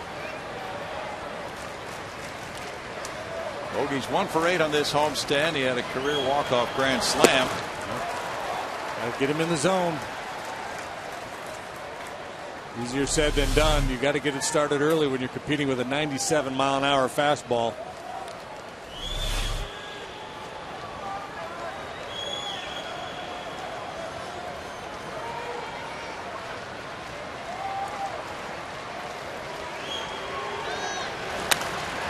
Popped up. Alvarez over to foul territory with room. And the Pirates pull it out in the 9th inning, handing the Astros their 11th consecutive loss to tie a club record set back in '95. Hanrahan getting save number 31. And the Pirates now have won 15 of their last 21. They come from behind to win this one 6-5.